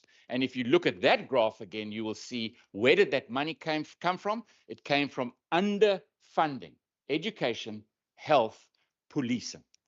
That's where the underfunded money came from, so that we could bail out bad management at SOE level. 2A, with respect to the provincial equitable share formula, the following could be regarded as unfair and wrong. The formula doesn't keep up with our growing population. Every year, the formula is updated with population data for the previous year's population estimates. That data then takes 3 whole years to phase into the formula. So the formula is always funding the population figure from 4 years ago. In a province with a population that grows on average of 2.4% per year, this delay is unacceptable, or I would like to say is not fair. And we need these public services for our residents. And of course, you've got a higher growing population and a slow response in budget allocation to that growth in population. Also, point 2, some of the data used in the formula is more than a decade old. The poverty component with a weighting of 3% is still based on the 2010-11 income and expenditure survey data. This is still not clear if the updated income and expenditure data will be available by December 2024. And of course, remember, we are going into, just post that, our own MTech too, and we will need to get clarity from national government. Even if the data becomes available, it will only be used to determine the allocations for the 2026 medium-term expenditure framework. The economic component with a 1% weight is still based on the 2019 data up to the allocations of the 2024 MTEF. And these are also now a delay of 5 years. This is now being updated for allocation for the 2025 MTEF. If economic growth and jobs are a #1 priority of ourselves and this country, this component should be allocated a bigger share with the provincial equitable share formula. 3, problems with the health component with a weight of 27%. The health component assumes that no public funds are needed to fund health services for people with medical aids. This means that 25.2% of our residents receive no funding for health services, despite many of these residents coming to public clinics and hospitals, especially in emergencies and when their medical aids have run out. The formula claims to fund provinces based on the use of our health services, but the output subcomponent does not take into account the innovative methods of delivering health services. In the Western Cape, the Department of Health and Wellness introduced telehealth services. However, patients who receive their services through this telehealth service are not coming to our clinics and therefore not counted, so that again is a further burden on the percentage or our formula. In addition, for the risk adjustment factor, only accesses to GEMS medical aids being used as a proxy for access to medical aid. This is incorrect, and access to the data of other medical aids should also be taken into consideration. 4, not all learners are accounted for in the education component with a weight of 48%. The education component does not include data on learners with special education needs. We in this province are proud of our special needs schools that cater for over 22,000 learners or students. However, currently these learners are not counted in the learner numbers used in the PES formula. This is despite the higher costs of providing for their special needs in education. And then B, although the components of the formula capture most of the core aspects of provincial functions, they do not capture all of them. For example, the current formula does not make explicit provision for all social development services, which the Western Cape government considers a critical frontline service. That's not fair. The formula does not make any provision for the special needs of older persons. And in this province, we have the longest average life expectancy and have pioneered now to adapt our services to the need of an aging population, but we don't get the commensurate formula. That is not fair. The weights of the existing components of the formula also urgently need to be reviewed. The formula attaches a weighting of only 27% to the health component, but comprises spend more than a third. But provinces, spend more than a third of their budgets on health services. In the Western Cape, 35% of the equitable share funding for 2024-25 is spent on health.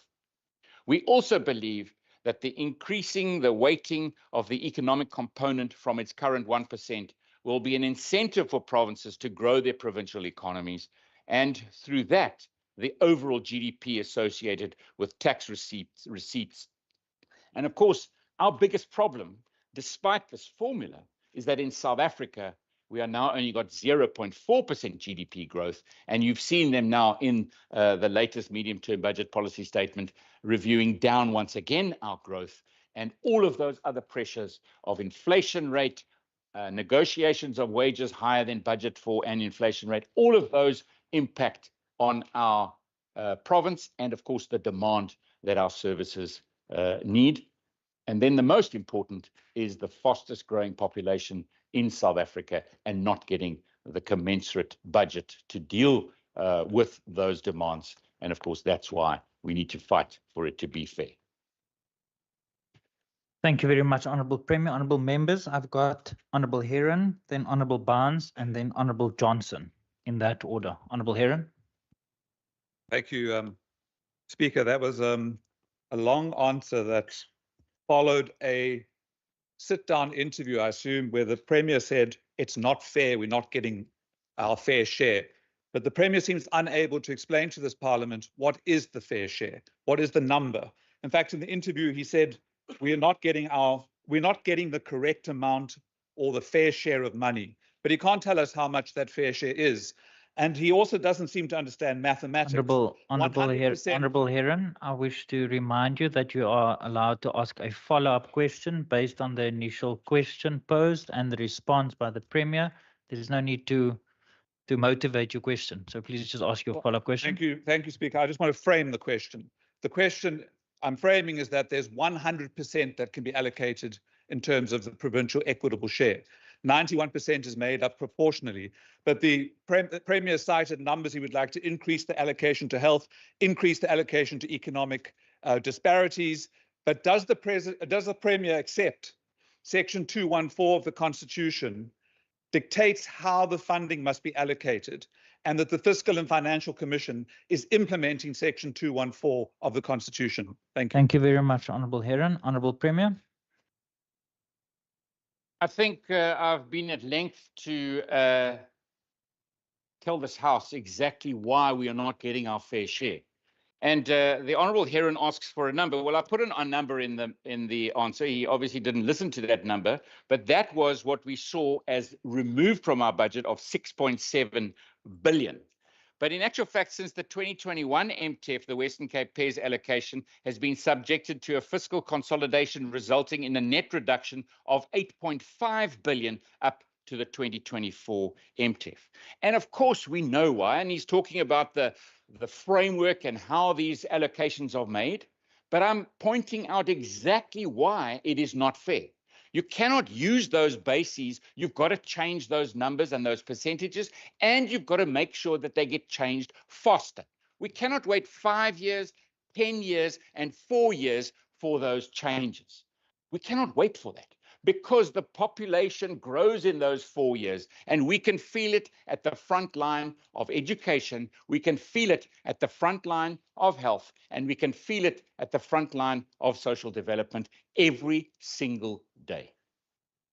Thank you very much, Honourable Barnes. Thank you, Speaker. While we are on fair share, Speaker, through you to the Premier. Given equitable share, Premier takes into account demographics, what plans are in place to ensure that budget aligns with its own population here in the Western Cape, particularly the working class community where the majority resides, while we are on the fair share? Thank you. Thank you very much, Honourable Premier. Okay, so obviously that is a very different question, but it's how you allocate your money that you get. We're saying the money that we get is not fair and it needs to be increased commensurate with the population and demand, exactly the point now that the Honourable Member is now raising.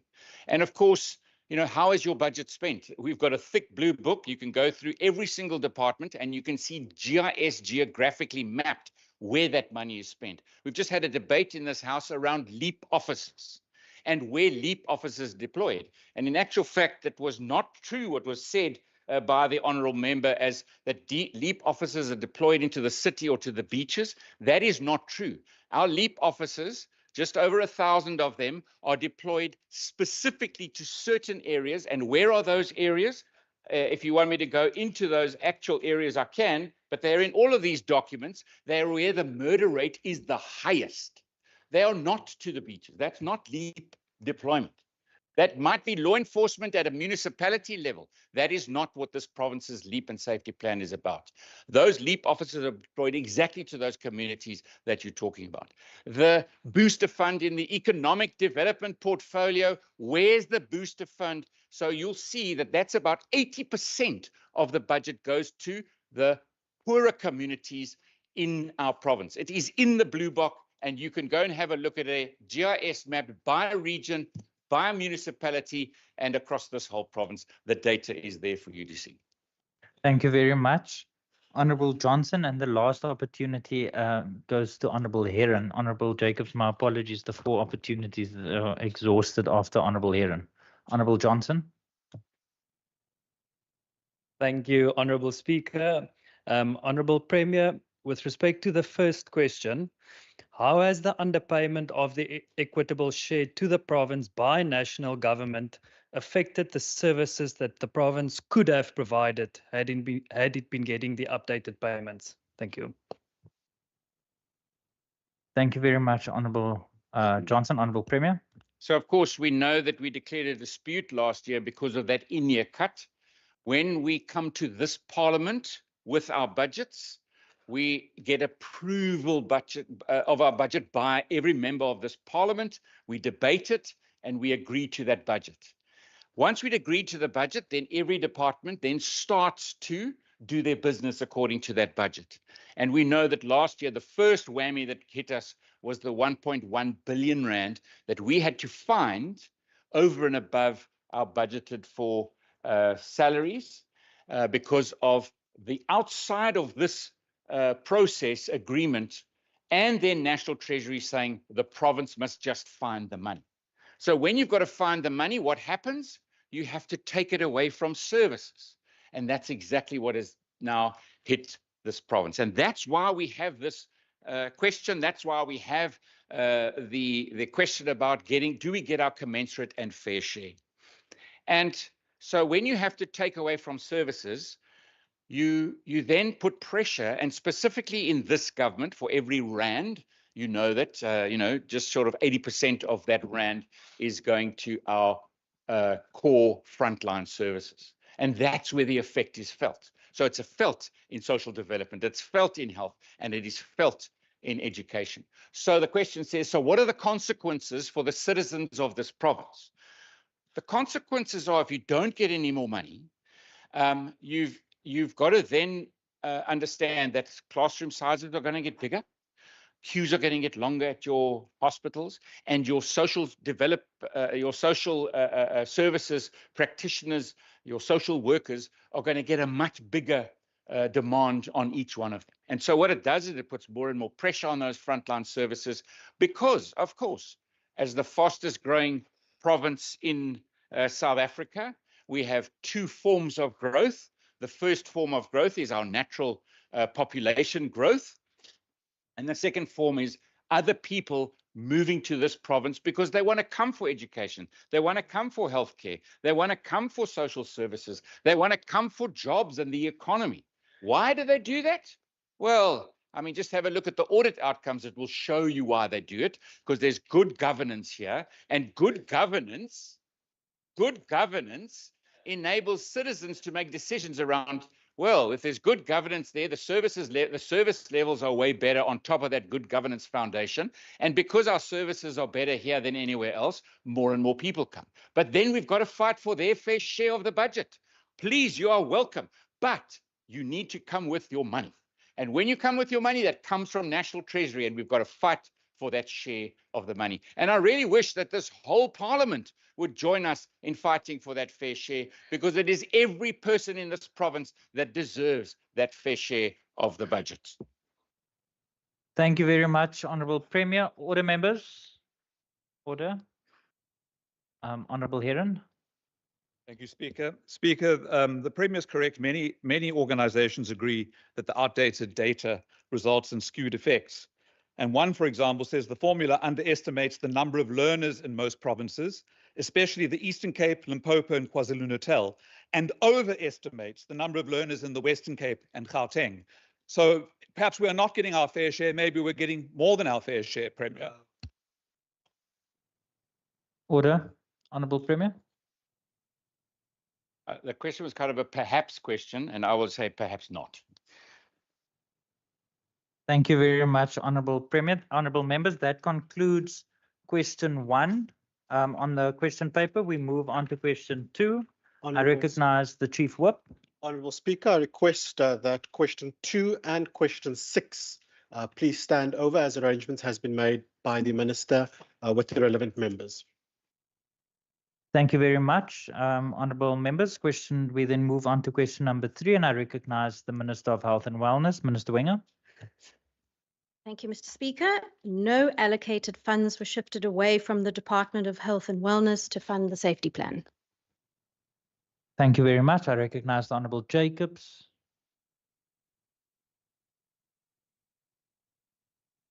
Minister, are you misleading the House? Are you misleading the House? Sorry. Honourable Jacobs, can you please speak to me? Apologies. Yeah, thank you, Speaker. Thank you, Speaker. I just wanted to check with the Minister. The Premier took some money from education and health to fund the safety plan.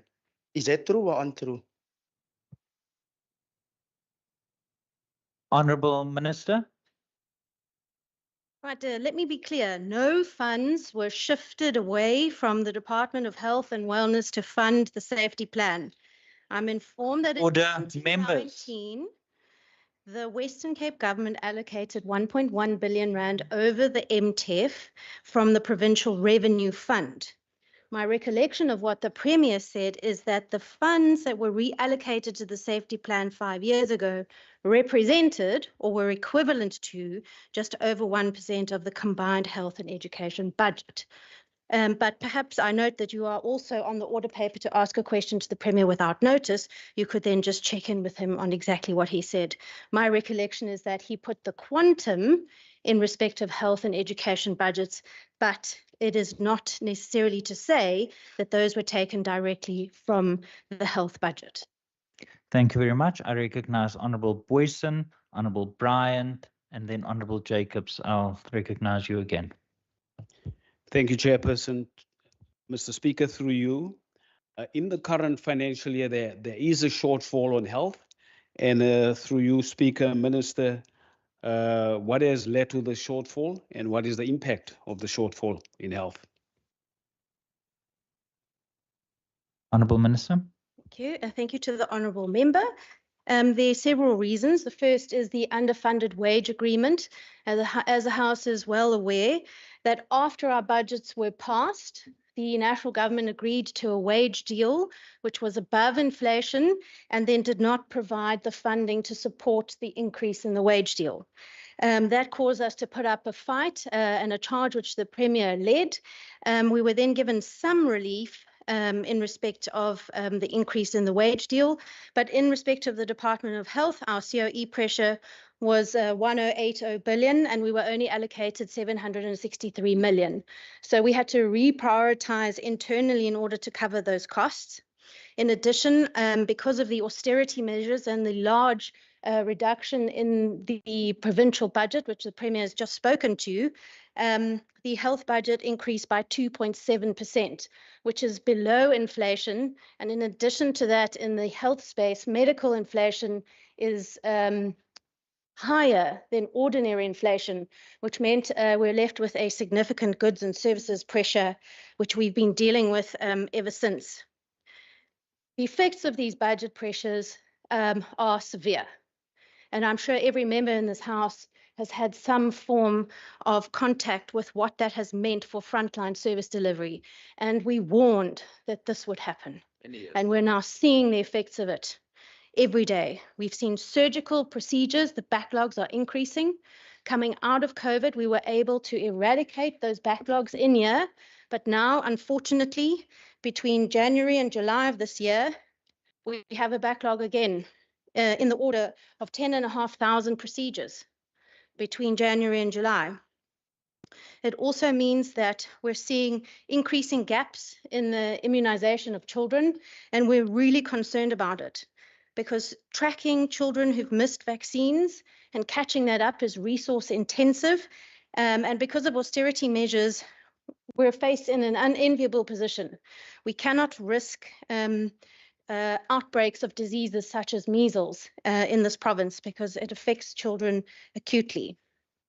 The other very grave consequence of this is increased waiting times. We have staff that have to do more with less, and we're seeing massive pressure and increase in the number of patients seeking care. And so that means our emergency and hospital waiting times have increased. At the same time, our mental health admissions are 50% higher than what they were before COVID. And so all of these contribute significantly towards the work that we're able to do. It is really it is an awful position to be in. And I am very concerned about our staff who are burning out, but are trying their best. So what are we doing? We're doing everything we can to cushion the impacts of these cuts. We're squeezing as much efficiency as we can. We're managing the cost of employees. We already have the leanest staffing structure in South Africa. We're strengthening our contract management processes for efficiencies there. We're reducing efficiencies and any wastage that we can find. We're maximizing our resources. We're looking at revenue enhancement, collections and billings. We're exploring alternative financing models, donor funding, alternative financing in particular on the infrastructure side, and we're looking at technological advances in how we can be more efficient and continue to provide quality care. And so I hope that answers the Honourable Member's question. Thank you very much, Honourable Minister. I recognise the Honourable Bryant. Thank you, Speaker. Speaker, just following on from some of the points that have just been made by the Minister, in particular, the underfunded wage agreement challenges, the cost of medical inflation, etc., but the impact that that has had on staff and the hard-working medical practitioners that work within her department. I know she's met many of them on occasion doing oversight visits. What has her experience been of interacting with those individuals, and what is it that gives them the drive to continue to provide those services? Thank you very much, Honourable Minister. Before you respond, I wish to remind members you are allowed to ask one follow-up question. Honourable Minister, I'm not going to dictate how you respond to that more than one follow-up question. Thank you, Mr. Speaker, and to the member for the question. The staff and the medical professionals in the department are truly extraordinary. In my listening and learning tours, I have not been on a single visit where I haven't been absolutely struck by the dedication and commitment of staff members under extraordinarily difficult circumstances. They really are health heroes, and I'd ask this House to join me in supporting them in the best way that we can so that we can weather the storm in providing the best quality of care that we can. Thanks. Thank you very much, Honourable Minister. And the last opportunity, Honourable Jacobs. Thank you, Speaker. Speaker, you shall know the truth and the truth shall set you free. I attended a debate session just before the elections and the Premier was there. And the Premier himself indicated that he took money from education, he took money from health to fund the safety plan. My question is, if it's not true, where was this money fund? Where was this money channeled to? Thank you very much, Honourable Jacobs. Order members. Honourable Minister, I'm not going to dictate how you respond to that question, but it's you. I recognise you. Thank you, Mr. Speaker. I think I've answered the question, but I'll reiterate it. My recollection of what the Premier said in this House was that the funding for the safety plan in 2019 was the equivalent of. He didn't say it was directed to. Yeah, there's a difference. The equivalent of. Order members, order. Honourable members, Honourable Minister, please take your seat. Honourable members, there was a question posed to the Minister. The Minister is responding. We cannot dictate to the Minister how the Minister should respond. If you do not like the answer, that's unfortunately the way it goes. The point of the matter is it's now the Minister's opportunity in terms of the rules to respond to that question posed by Honourable Jacobs. I think, Honourable Jacobs, you deserve an answer. So can I please ask that the remainder of the House, order members, that you allow the Minister to respond to the member that posed the question. If you wished to ask the question to the member or to the Minister, you had an opportunity to do so. You didn't take that opportunity, and now you need to wait for a next opportunity to pose your question. But now, Minister, you can respond to Honourable Jacob's question through me. Mr. Speaker. As I've mentioned before, no allocated funds from the Department of Health and Wellness was allocated or shifted away from the department to fund the safety plan. The 2019 allocation over the MTF towards the safety plan came from the Provincial Revenue Fund for the purpose of safer communities. Thank you very much, Honourable Minister. Honourable members, that brings us to the end of question number 3. On the question paper, I move on to question number 4, and I recognise the Minister of Education, Minister Mania. Thank you, Speaker. And thank you to the honourable member for the question. Our department, as the honourable member knows, because he is a long-serving, possibly the longest-serving member of the Standing Committee on Education, as he knows, we have a budget shortfall of about 3.8 billion rand over the 3-year medium-term expenditure framework. This contributed towards our decision, of course, to reduce the number of teaching posts in our schools by 2,407 posts.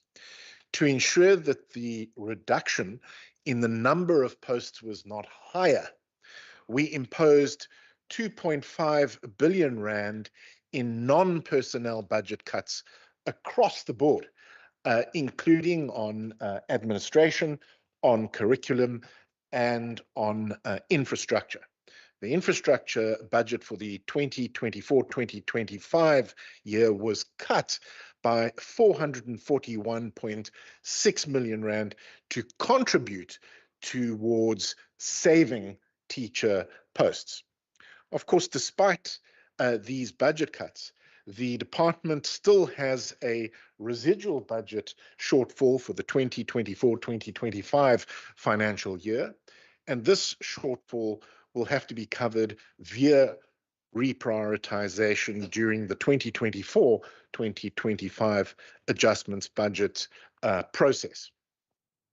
The department, of course, is currently considering all its options, which could impact on our infrastructure delivery plan. And of course, once this has been finalized, it will be communicated. As we speak, circuit managers and districts are working closely with schools to implement the reduction in posts, taking into account the specific curriculum priorities of each school. Our curriculum coordinators and subject advisors are also on standby to assist schools that need additional help with reorganizing their timetable for the new year. I want to give the honourable member, and indeed this House, the assurance that I'm doing everything in my power to mobilize additional resources for education and to fight for our teachers here in the Western Cape. Thank you. Thank you very much, Honourable Minister. I recognise the Honourable Christians. Thank you, Speaker, and thank you, Minister, for the response. Minister, I just saw in the media that the WCED was called to National Parliament to appear there.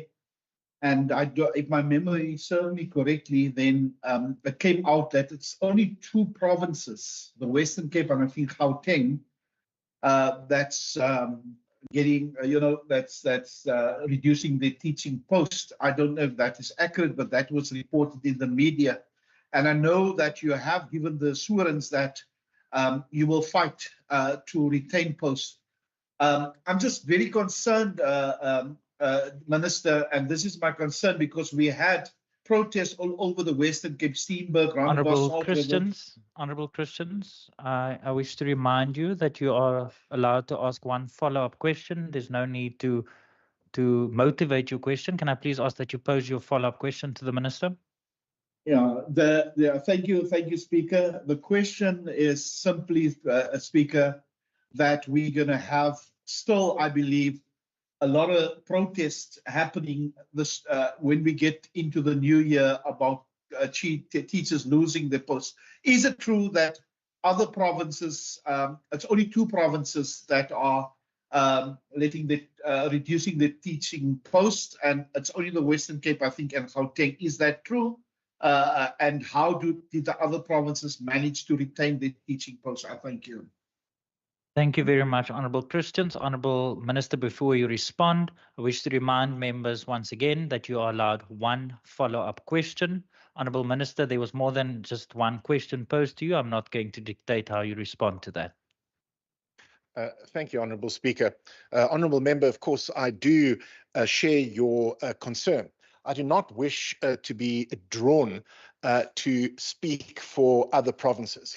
But I'm sure that as the Honourable Member realizes, and that as Honourable Members in this House are aware, that our province is not the only province, of course, that has been affected.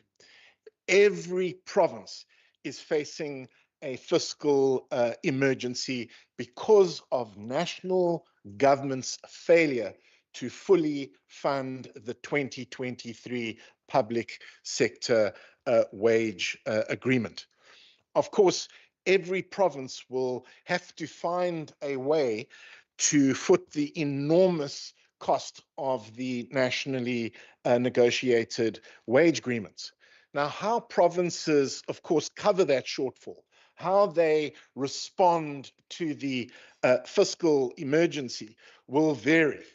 But what I can say, honourable members, is that there are no good options. Every option will have a negative impact on our children's futures.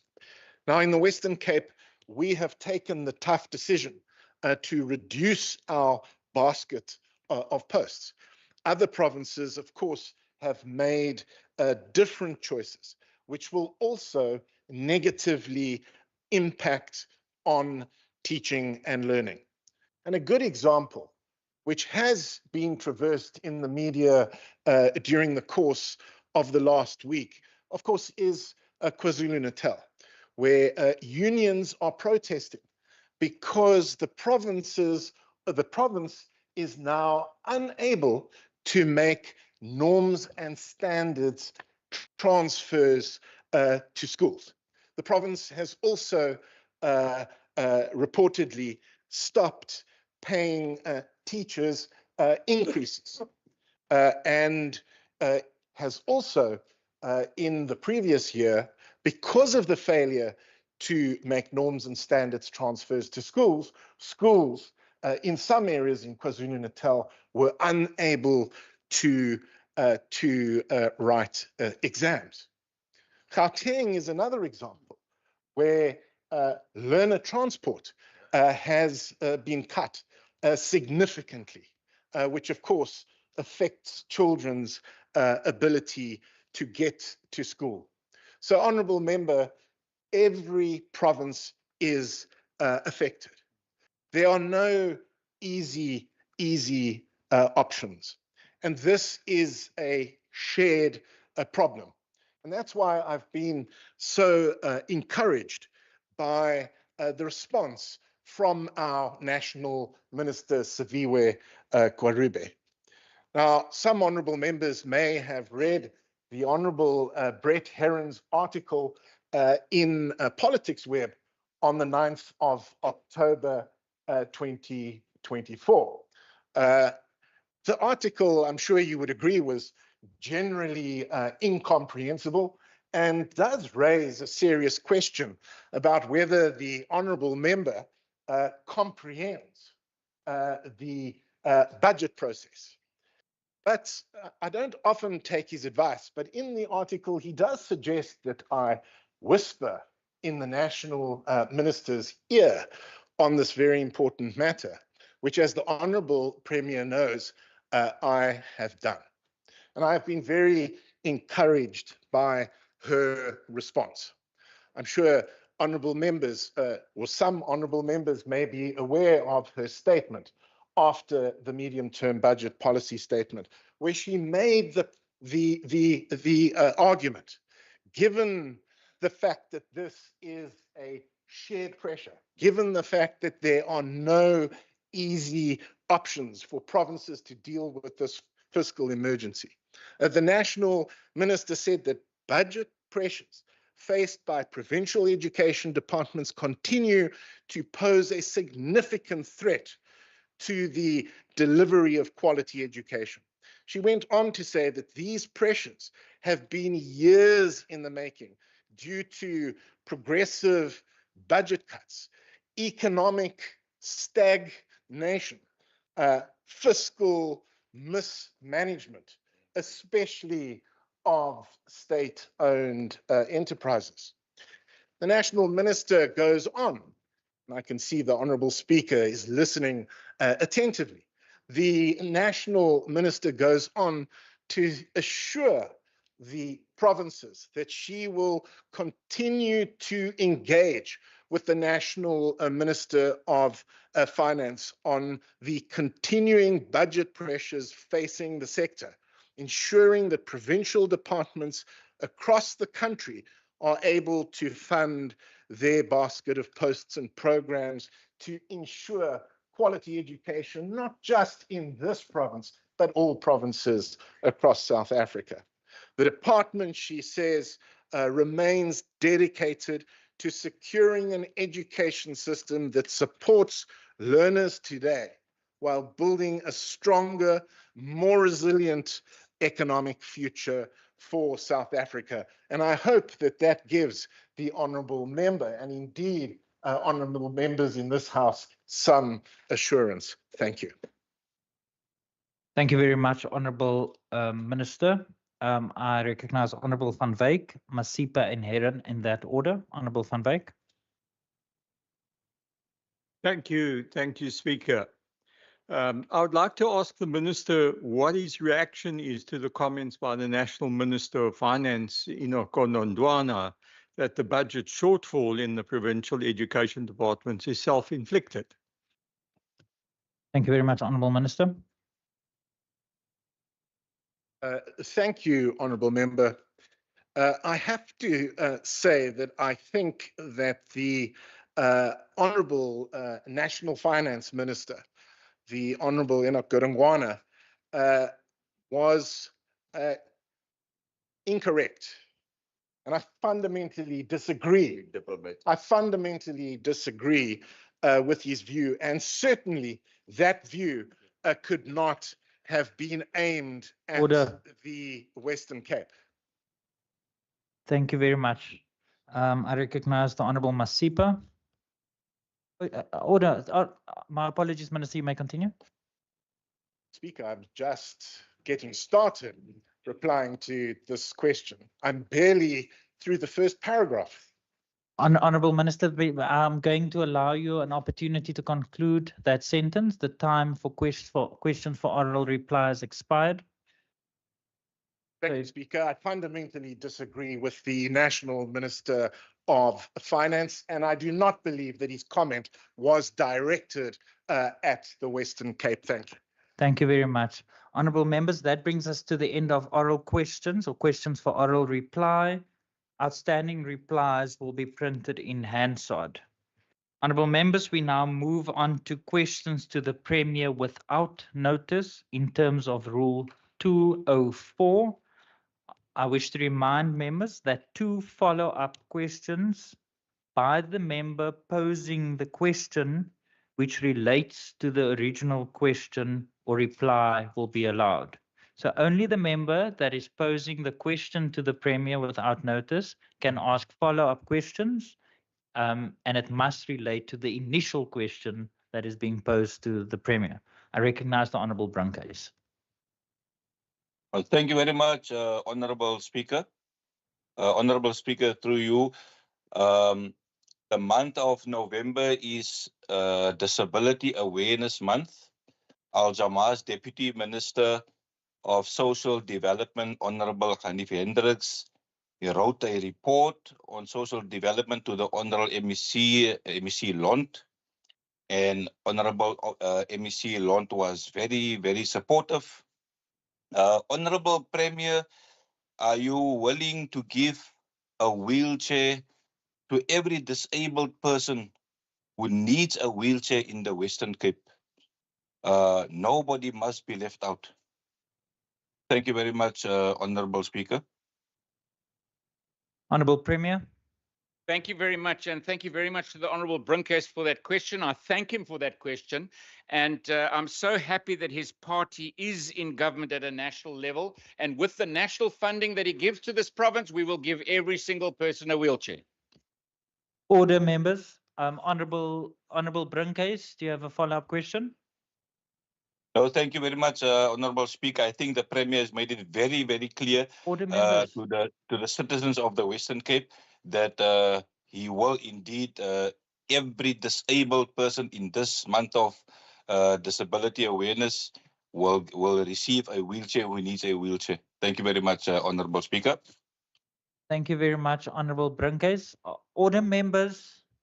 Members, questions to the Premier in terms of this rule is guided by the rules that you adopted at the beginning of this term. If you are not willing to participate and treat this and with the respect and in the interest of the citizens in the manner that you have adopted, then we might as well scrap it.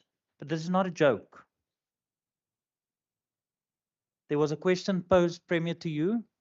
A follow-up question. I now recognize you. Thank you very much, Speaker. The follow-up wasn't really a second question, but I mean, as I said in the beginning, obviously, if the National Department are prepared to give us the commensurate budget, but let's also, I mean, this is a serious question because many people need support from government who are disabled, in whichever or differently abled, let's say. And of course, I think everybody needs to and deserves care from this government. But I think it's also a bit disingenuous of him in the way that he's asked the question. Obviously, everything is about making sure that we've got commensurate budgets, making sure that we've got processes to identify those that are in need, and then prioritizing those who are mostly in need, because that is exactly what a caring government would do. And obviously, asking me in a questions to the Premier in this space, he must just understand that I'm going to give him that kind of answer. If he is really serious, and as he said, the Deputy Minister engaged with Minister Lont, then that's where the seriousness of this discussion comes in. If he'd said to me, do we take differently abled citizens seriously? I'll say yes. And I will go back to probably the first question I was asked in this House, and it was about our value system and making sure. But I'll also go to the second part of some of the discussions that we've been having around budgets and budget shortfalls. And of course, these are very serious issues. As our population grows, obviously the percentage of people who need different care in our province would need to get that care. I spoke about citizens who need different kind of care in the education system, 22,000 learners in that system, and we don't even get the commensurate budget with it. And so that is the difficulty that we face. But absolutely, in answer to his question, we must make sure that we offer that caring service to our citizens, number one. But again, in the question that he asked, obviously, if he's national minister and he is committed to this kind of policy, we are very committed to making sure that from a budgetary point of view, we get the best possible service across every single person in need that is in a disability situation in this province. Thank you very much. Honourable Brinkhurst, you have one final opportunity. Thank you very much, Honourable Speaker. No, I don't have a second follow-up question because the Premier has been very clear that from the Premier's office, all the disabled people of the Western Cape, they will be seen to. Everybody that needs a wheelchair. Honourable Brinkhurst, order members. Yes. Honourable Brinkhurst, you are completely out of order now.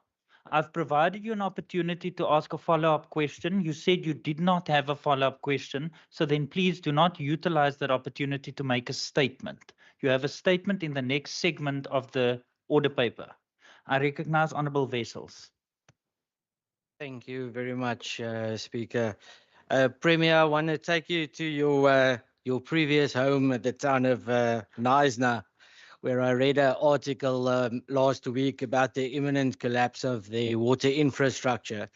You know, a crisis that is attributed to the ANC, EFF, and PA coalition, the neglect of the maintenance and the investing of infrastructure. And what I would like to know is what role the Western Cape government plays in assisting underperforming local municipalities in the province. Thanks.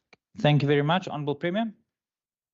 Thank you very much to the honourable member. I think, first of all, you know, obviously within our constitution, we do have a role to play because, of course, we don't have levels of government. We have spheres of government, and local government is an independent sphere of government. Citizens vote for their governments, and those governments have to then do what's best for those citizens. And so that's obviously within the Constitution, you know, Section 154, Section 155, and specifically local government has a major role to play there, an oversight role, as well as our provincial treasury. And, you know, we have regular reporting to cabinet on issues of concern in our local government sphere. We also play a role around making sure that we can help when it comes to financial matters, audit outcomes. We know that 70% of our municipalities now have got, you know, unqualified audits, clean audit status. That's the basis of getting your government to perform. It's a foundation. We always say that you know, good governance must become a habit, and then you focus on service delivery. But you can't do service delivery if you haven't got good governance, if your finances are in a mess, if the money's disappearing, if there's corruption in your municipality. I mean, you mentioned one municipality, and it's really sad to see what is happening in that municipality, to see the horrendous, you know, governance that those citizens are receiving in that specific municipality. I mean, we've spent in this province more than 40 million rand towards helping that municipality from. You would remember last season it was piles of refuse. It was the Hornley region specifically with months without water. When they did get water, mud was coming out of the pipes, let alone water. It was horrendous, the kind of services that citizens were, bodies floating in the water system. It really was a total mess. And it still is. We've instituted Section 139, post our diagnostic, post our analysis. We've got, you know, there's charges laid, there's investigations happening. That we are continuing with the Section 139. There's a civil society court case that's happening at the moment. I think it's probably this week that court case is going to be dealt with. So it is a very concerning issue. I know that I spent last Sunday because they ran out of water. The water pumps weren't operational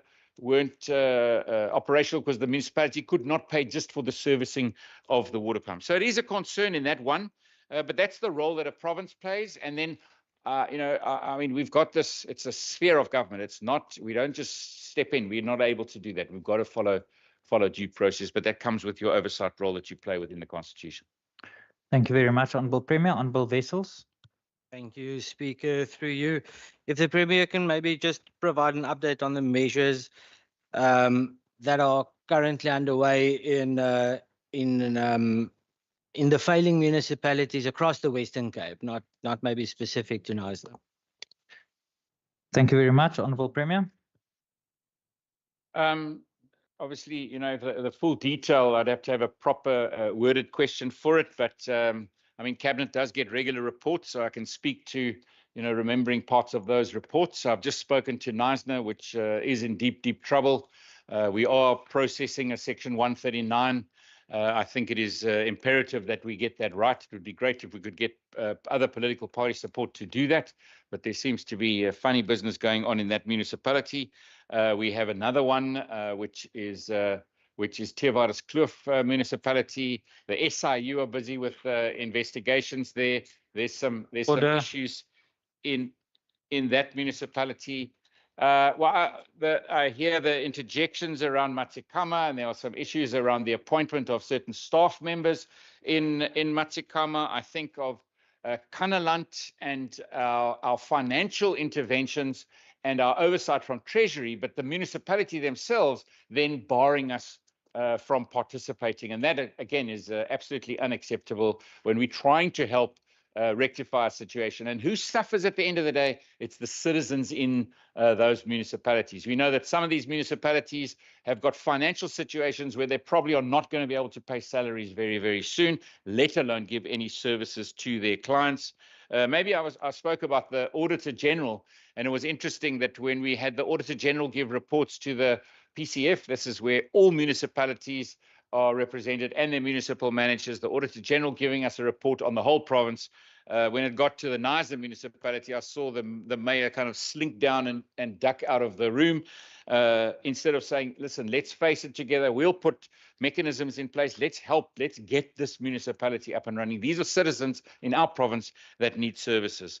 I think of Beaufort West and the interventions in Beaufort West where we put in financial interventions over a period of time, and you can already start to see some of the turnaround strategies. So we want municipalities not to, I think, they legally try and push us away sometimes, and I think that's where politics comes in. And at the end of the day, what happens in those municipalities? It's the citizens that suffer the most. They suffer the most. They don't get the water, they don't get the services they deserve, and that is totally unacceptable.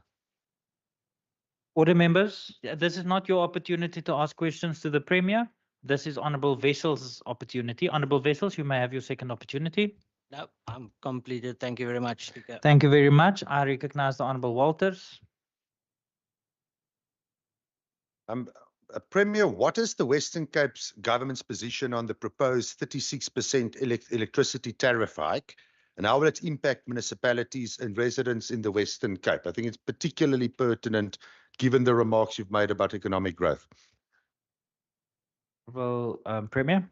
Thank you very much, Speaker, and thank you very much to the Honourable Walters. Absolutely, we are totally against an above inflation rate electricity increase, and 36% is totally unacceptable.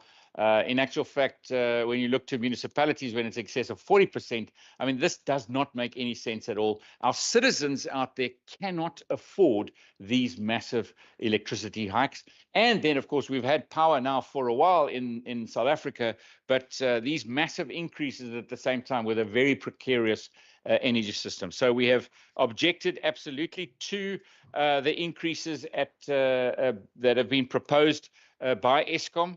And of course, it's not only these increases. There's also other levies that they want to add, further 4%.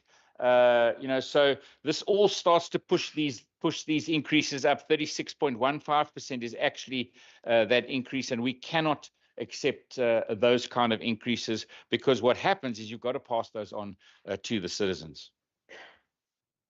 Thank you very much. Honourable Walters, your first follow-up question. Yeah, Chair, one follow-up question has been covered by the Premier already. But what challenges has the Western Cape government faced in the efforts to cut red tape and enable municipalities to procure their own electricity? We know we can't wait for the pre-GNU mess in Eskom to sort it out. So what initiatives can we take with the residents at a local level? Thank you very much, Honourable Premier.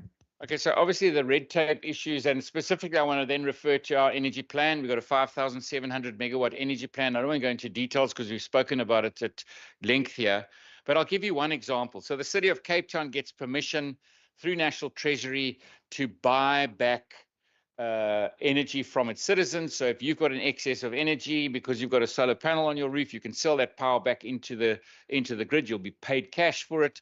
And so without going through individual procurement processes to each and every household, you can set those buy-in tariffs and you can make it available to anybody. And that, of course, then relieves the kind of pressure on your system. And we know that when we had load shedding, there was one municipality in South Africa that was always at a better load shedding level than the rest of the country, and that was the City of Cape Town. That was the City of Cape Town. But the interesting thing is when George applied for exactly the same thing, then they came back and said, no, this can't happen. And this is exact red tape that gets in the way of creating a resilient energy system. And you know that in our energy, and just perhaps the last item I'm going to say on this answer, that we've got to remove those barriers. We've got to give support to our local authorities to enable them to have energy systems. And then what we've also got to do is if we enable and we welcome the splitting up of Eskom into the different companies, which is going to enable, grid transmission separately from power generation. We need to have trading platforms, because trading platforms will allow you to sell power between each other, like happens in all modern democracies around the world. And we need to move to that. But Eskom is blocking it. That's another piece of red tape that just doesn't make sense. But if we get our plan right, by 2032, the Western Cape will be an energy positive province. In other words, we'll be able to export energy to other provinces. Thank you very much, Honourable Premier. Honourable Walters, your second opportunity. Chair, I was actually covered. My second one was covered by the Premier. Thank you very much. I recognise the Honourable Jacobs. You may ask your question to the Premier. Thank you, Speaker. Good day, Mr. Premier. Premier, speaking in Parliament 1977, Senator PZ van Vieren, he said, "We make no apologies for the Group Area X and for its application. And if 600,000 Indians and Coloureds are affected by the implementation of that act, we do not apologize." I think the world must simply accept that the National Party came into power in 1948 and it said, "We will implement residential segregation in South Africa." We put the act in the statute book, and as a result, in South Africa, out of the chaos which prevailed when we came into power, we created an order and established decent, separate residential areas for white people. Mr. Premier, we are now in a new democracy. When will the Democratic Alliance address the forceful removals of the colored people? Yes, sir. Thank you, Premier. Thank you very much, Speaker, and to the Honourable Jacobs for that question. And I thought you were going to ask me about the previous question on policing or leap allocation, and maybe I'll try and weave it into this answer so that you get both answers at the same time. No, Premier, you must answer the question that's being posed to you.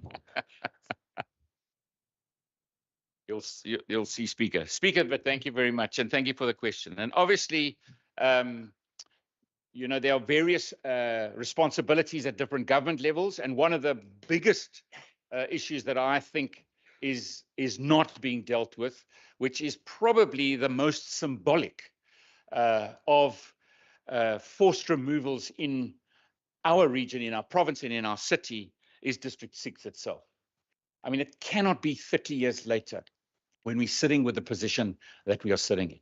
And of course, we know that the land reform process sits at a national level, the land allocation process sits at a national level. But what we're doing in the province, and you will see it in, obviously where we are redeveloping housing processes, how we are making sure that we're trying to up the production of square meters to address that exact problem. So you will see releasing of more and more land, both at municipal level and the provincial level. You will see our current programs where we ran the pilot in Conradi, at Conradi Park, where we put thousands of opportunities into one space. And the interesting thing there was once we decided to develop in this way, it was quite interesting. There was a lot of objection to correcting the past and court cases. And what I say is that people are called NIMBYs, not in my backyard. The most interesting thing about Conradi Park is when it was developed, then you saw the surrounding suburbs actually change from NIMBYs to YIMBYs. Not in my backyard to yes in my backyard. And we are now following through with that process in you'll see down where, I don't know if you know where that tent is, outside the Artscape, you'll see the Zip Zap tent is going to move now, and there's going to be towers going up of redress. You'll see a number of other projects. If you ask for exact details from our infrastructure minister, you'll get each and every one of those projects of densification. How do we make sure that we within our mandate, make sure that we break down those absolutely unacceptable shackles of the past? We've got to get that correction right. And in actual fact, it's embarrassing that it's taking 30 years to really get traction. But I think the most symbolic, and what we would love, is this whole house to stand together to say, let's actually, while we're doing these other things, let's get District 6 devolved down to province and city level, and let's actually get that happening, because that will make the biggest and quickest visible and physical difference to people who are carrying and suffering with the pain of those forced removals. Thank you very much, Honourable Premier. Honourable members, that brings us to the end of order, members. That brings us to the end of questions to the Premier. Without notice, we now move over to statements by members in terms of Rule 145. Honourable members, there will be an opportunity for members' statements. I recognise the Democratic Alliance. Recognise the DA, Honourable Walters.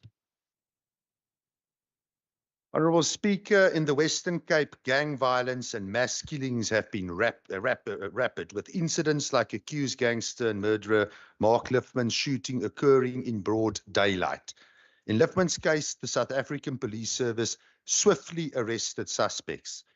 I would now like to call on the SAPS to bring that same energy, determination, and dedication to solving crimes against innocent victims of crime.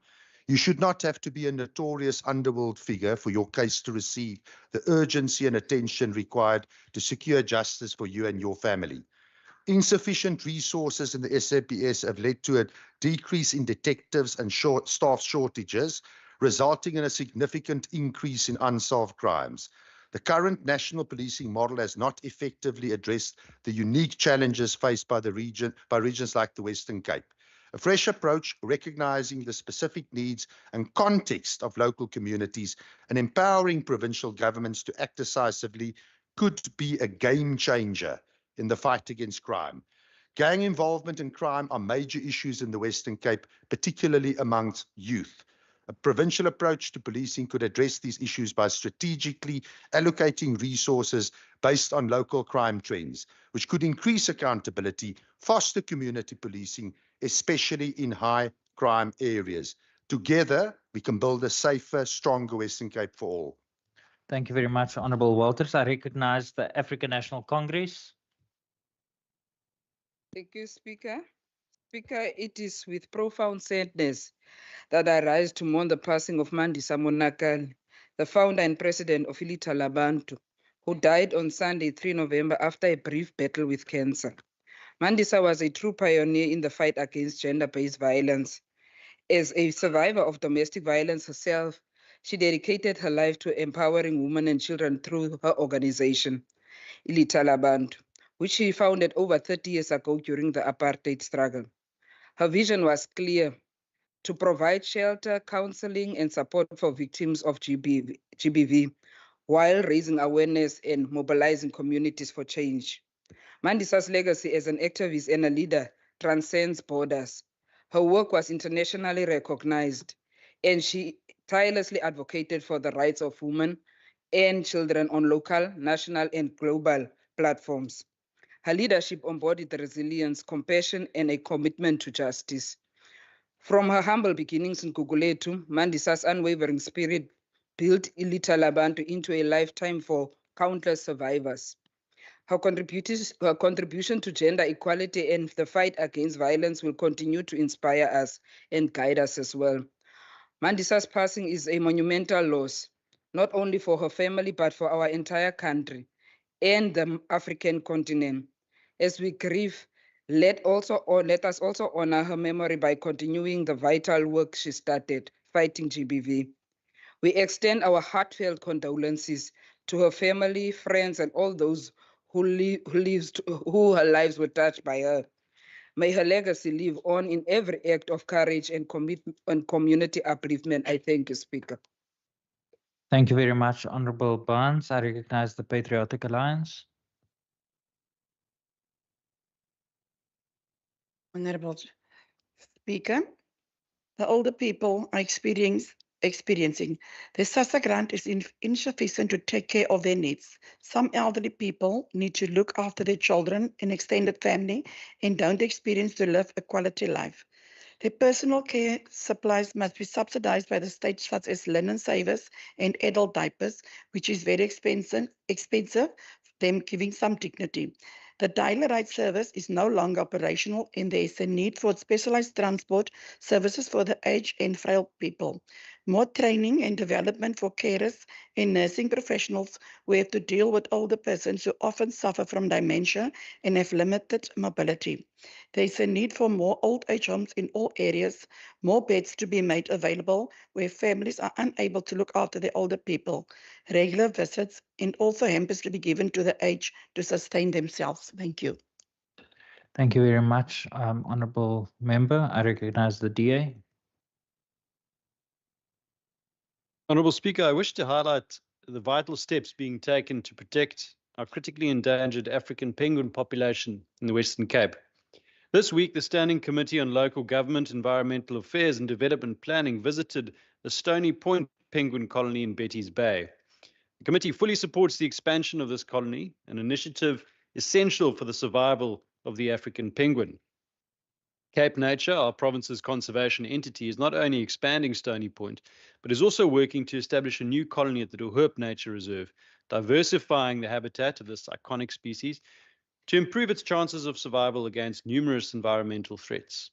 With fewer than 8,400 breeding pairs recorded across South Africa, Cape Nature strategies under the leadership of Minister Burdell, including artificial nests, brush packing, and regulated visitor access, offer critical protection for penguin eggs and chicks against predators and harsh conditions. Cape Nature is also prepared to respond to potential oil spills in collaboration with SANCOB and addresses food shortages by monitoring fish populations and advocating for fishing exclusion zones. These conservation efforts also bring sustainable job opportunities to nearby communities like Mooi Uitzig through initiatives such as the On the Edge restaurant. As custodians of this unique coastal heritage, we support Cape Nature's work and the expansion of penguin colonies, ensuring that the African penguin remains part of our natural heritage for generations to come. Thank you. Thank you very much. I recognise the EFF. Thank you, Speaker. The economic freedom fighters is appalled by the conduct of the DA-led City of Cape Town and Western Cape provincial government officials with regards to their unlawful revenue generating scheme, which is aimed at impounding minibus taxis with targets set for each day. This comes after circulation of an audio clip which made rounds on social media, recorded from one of the enforcement management meetings, where the City of Cape Town Commissioner for Public Safety and Operational Coordination, Mr. Petrus Roberts, is heard giving orders to different departments to impound taxis in line with specific set targets. In the clip, Mr. Roberts can be heard telling each municipal entity of their deficit with regards to number of taxis they should impound in order to reach their daily targets. He also made it clear that he is being monitored daily and put under pressure by Office of the Mayor and the Provincial Task Team. The move by the City of Cape Town, working alongside the Provincial Task Team as well as the Provincial Regulatory Entity, is nothing but an act of provocation against the taxi industry in the province. The city and the provincial government have no basis to complain about bad driving behavior from taxi drivers, as it was the decision of the provincial government to scrap the Blue Dot project on the 30th November 2022. The Blue Dot project was an incentive aimed at promoting good driver behavior on the part of the minibus taxis industry and rewards those abiding by the rules in the monetary terms. In the province, only Golden Arrow bus services is heavily subsidized by the provincial government because it is white-owned, while those operating in the taxi industry are constantly punished just because they happen to be black and colored. We call upon the DA-led City of Cape Town and Western Cape provincial government to stop targeting the taxi industry, release their taxi operating licenses, and reinstate the Blue Dot project. Thank you. Thank you very much. I recognize the NCC.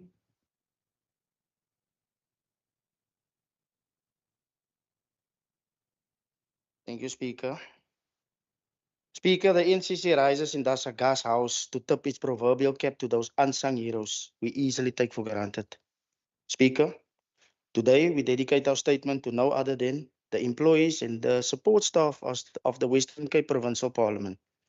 Speaker, today our heartfelt gratitude goes out to all those who makes it possible for us to serve the population of the Western Cape and as members of the Provincial Parliament.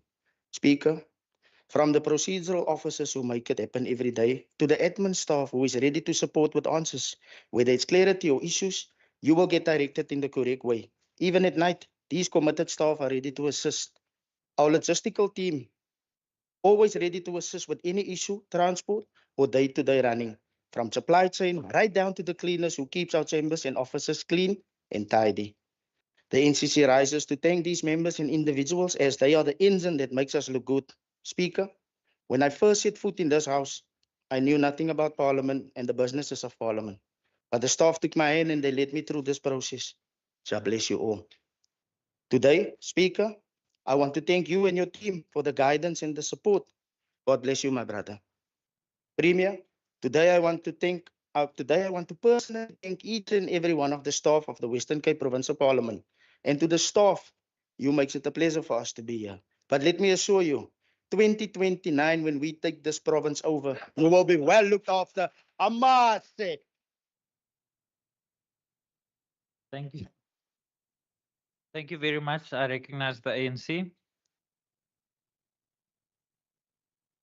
The ANC. Order, members.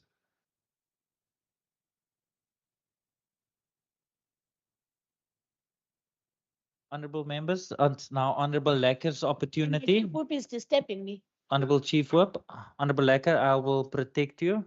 Honorable members, please.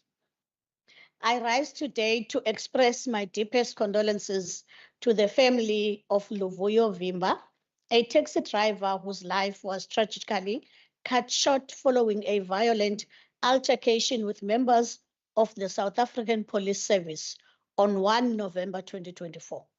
The footage and images of the physical confrontation between Luvuyo and members of SAPS before he was chased and physically assaulted by officers, which have been widely circulated on social media, are deeply troubling and demand our full attention. Speaker, police brutality has no place in our democratic society.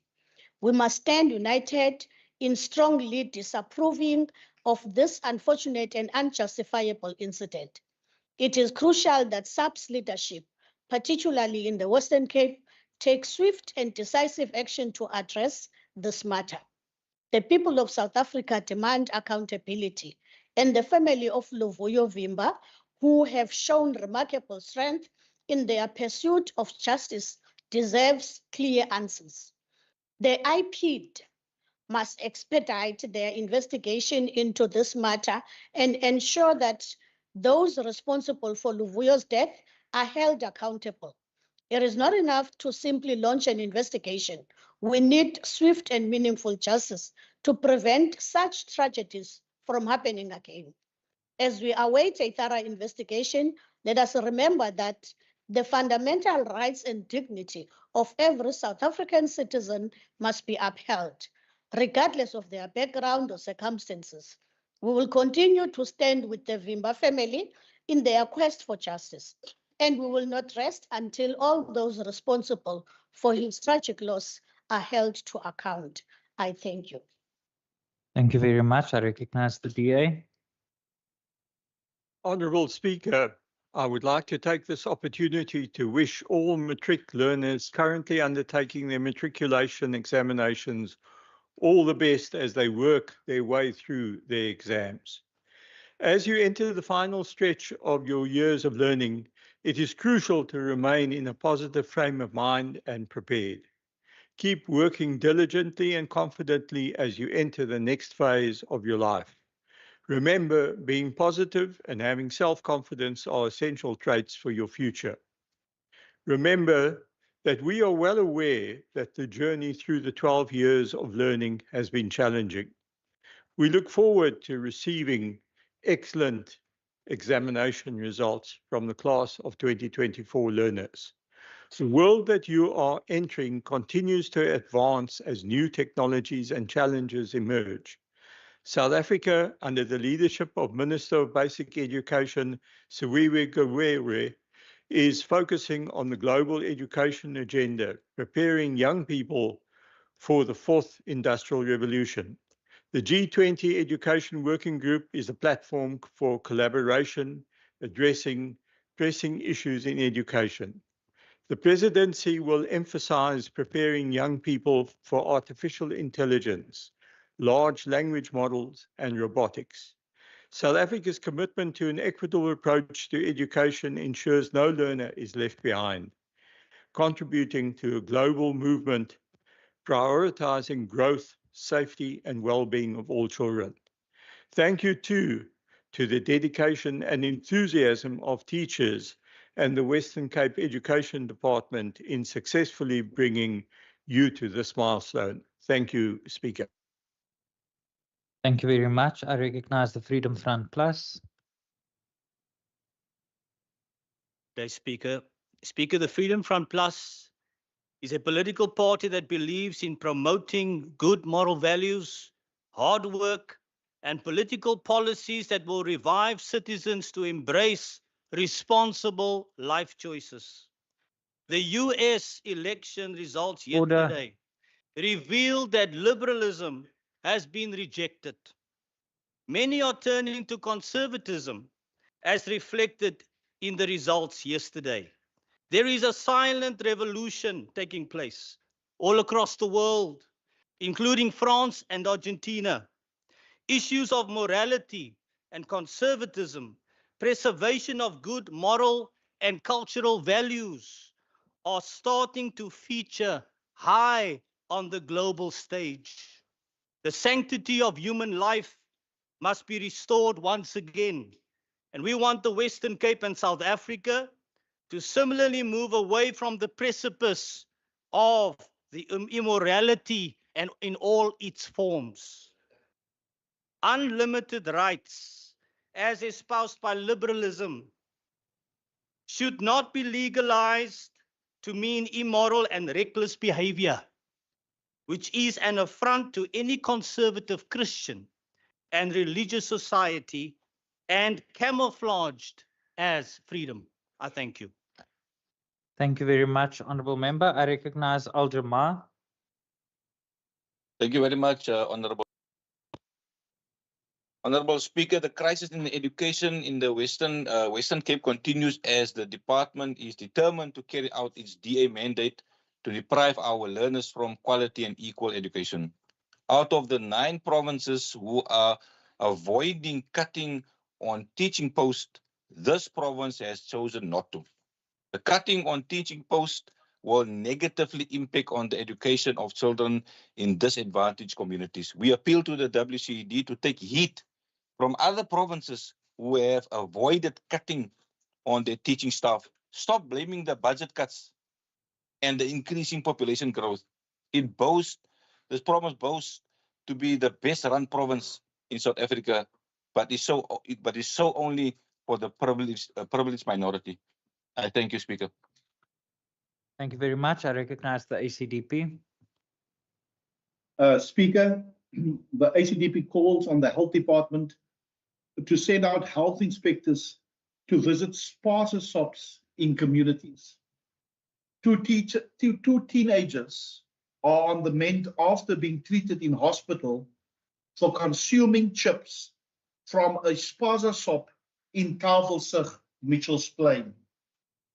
Ashlyn Johnson, 17 years old, and Zavaro van Rooyen, 17, were in hospital after consuming Cannonball maize snacks at the shop. Ashlyn's father said that he was shocked when his son could not move and did not feel well.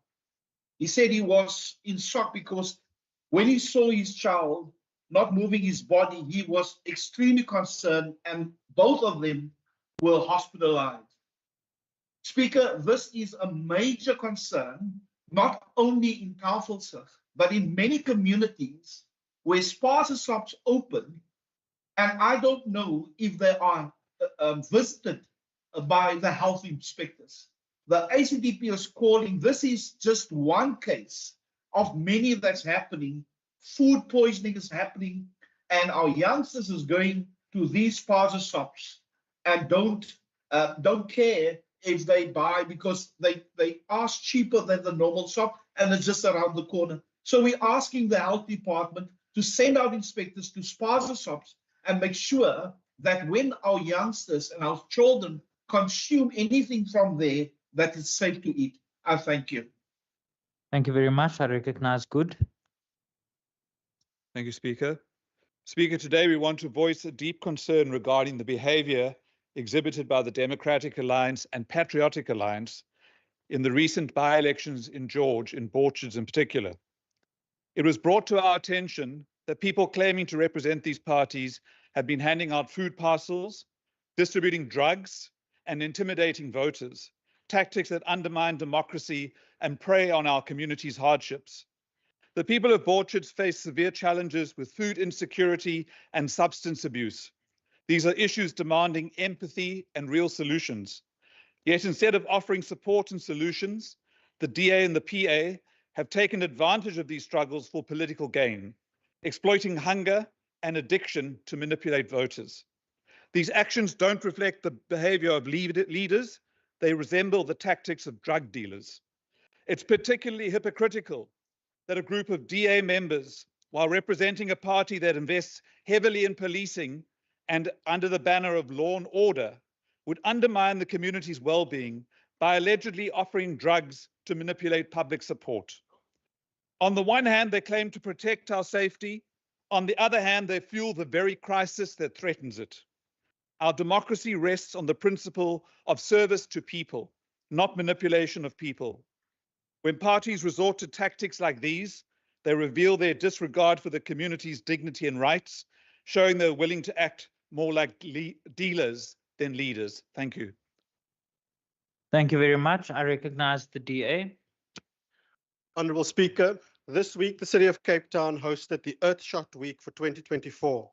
The Earthshot initiative, driven by Prince William, aims to empower and energize people in the fight against climate change.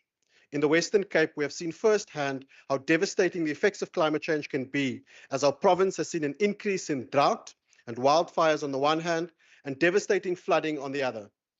The Earthshot Prize was awarded last night to 5 innovators, along with a £1 million prize for them to implement the climate change mitigation and adaptation plans for the winning finalists.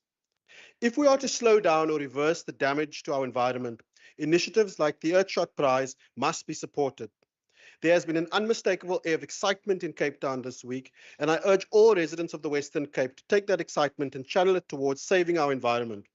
In this province especially, we have so much natural beauty and biodiversity to protect for the next generation. I commend the City of Cape Town for their tremendous work in hosting such a prestigious event and look forward to seeing the projects of last night's winners make a lasting impact in the fight against climate change. I thank you. Thank you very much, Honourable Member. Honourable Members, that brings us to the end of members' statements. In terms of Rule 145, subsection 6, I now give one or more members of the Executive an opportunity to respond to member statements for not more than 5 minutes collectively. Are there any members of the Executive? I recognize Minister Lund. Thank you, Honourable Speaker. So there's 2 matters that I want to touch on. The first, the Honourable Stevens. I mean, we sit as a province, Department of Social Development, the SASSA does not reside under DSD. And at times that is incredibly frustrating because there's some serious issues around that needs to be addressed.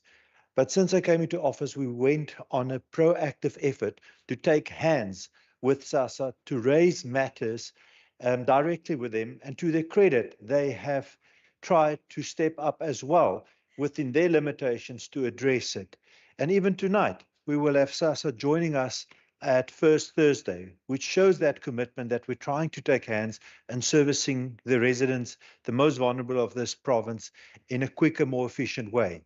But we do need to get our fair share of the money to look after the most vulnerable. Our bottom line has not changed, but the demand has increased and increased and increased. And our social workers, our social auxiliary workers, and other professionals are doing a tremendous job under incredibly trying circumstances to continue delivering a quality service. So that is just on that matter. Honourable Heron, I remember the previous by-election, it was also 110 reasons that you tried during the course of the day when you saw you're going to get an absolute hammering at the polls to give reasons why you are going to lose that. Now, I do not know whether you did that for the benefit of the broader public or for internally in your own party, but you are bleeding, and you are bleeding at an alarming rate. And this by-election again in George, you now come and make unfounded statements in the House. And in fact, you should in fact be charged for making such false accusations, because the Democratic Alliance fought an honest... Order, members. Honourable Heron, that you have had an opportunity. This is now in terms of Rule 145, subsection 6. Honourable Minister, you may continue. So, Honourable Heron, through you, Speaker, we actually go and we walk the streets. We don't just sit in an office and write 110 statements and go and compete on X or Facebook. That is why your party's results are going backwards and backwards and backwards and backwards and backwards. You barely kept your one seat in this legislature. So please refrain from making unfounded remarks. We respect democracy, and to the Patriot Alliance that retained their vote, congratulations. But to the honourable vessels and the team from the Democratic Alliance that went and worked day in and day out and grew by 20%, well done. Well done on fighting a clean campaign and showing the growth the party can achieve, and trouncing Good, who now needs to come here with false claims and accusations to, I don't know, defend himself in his own party for the continuous, well, I don't think there's much left to bleed out. So now we just need to bury the corpse. Thank you. Thank you very much, Honourable Minister. Minister Mania.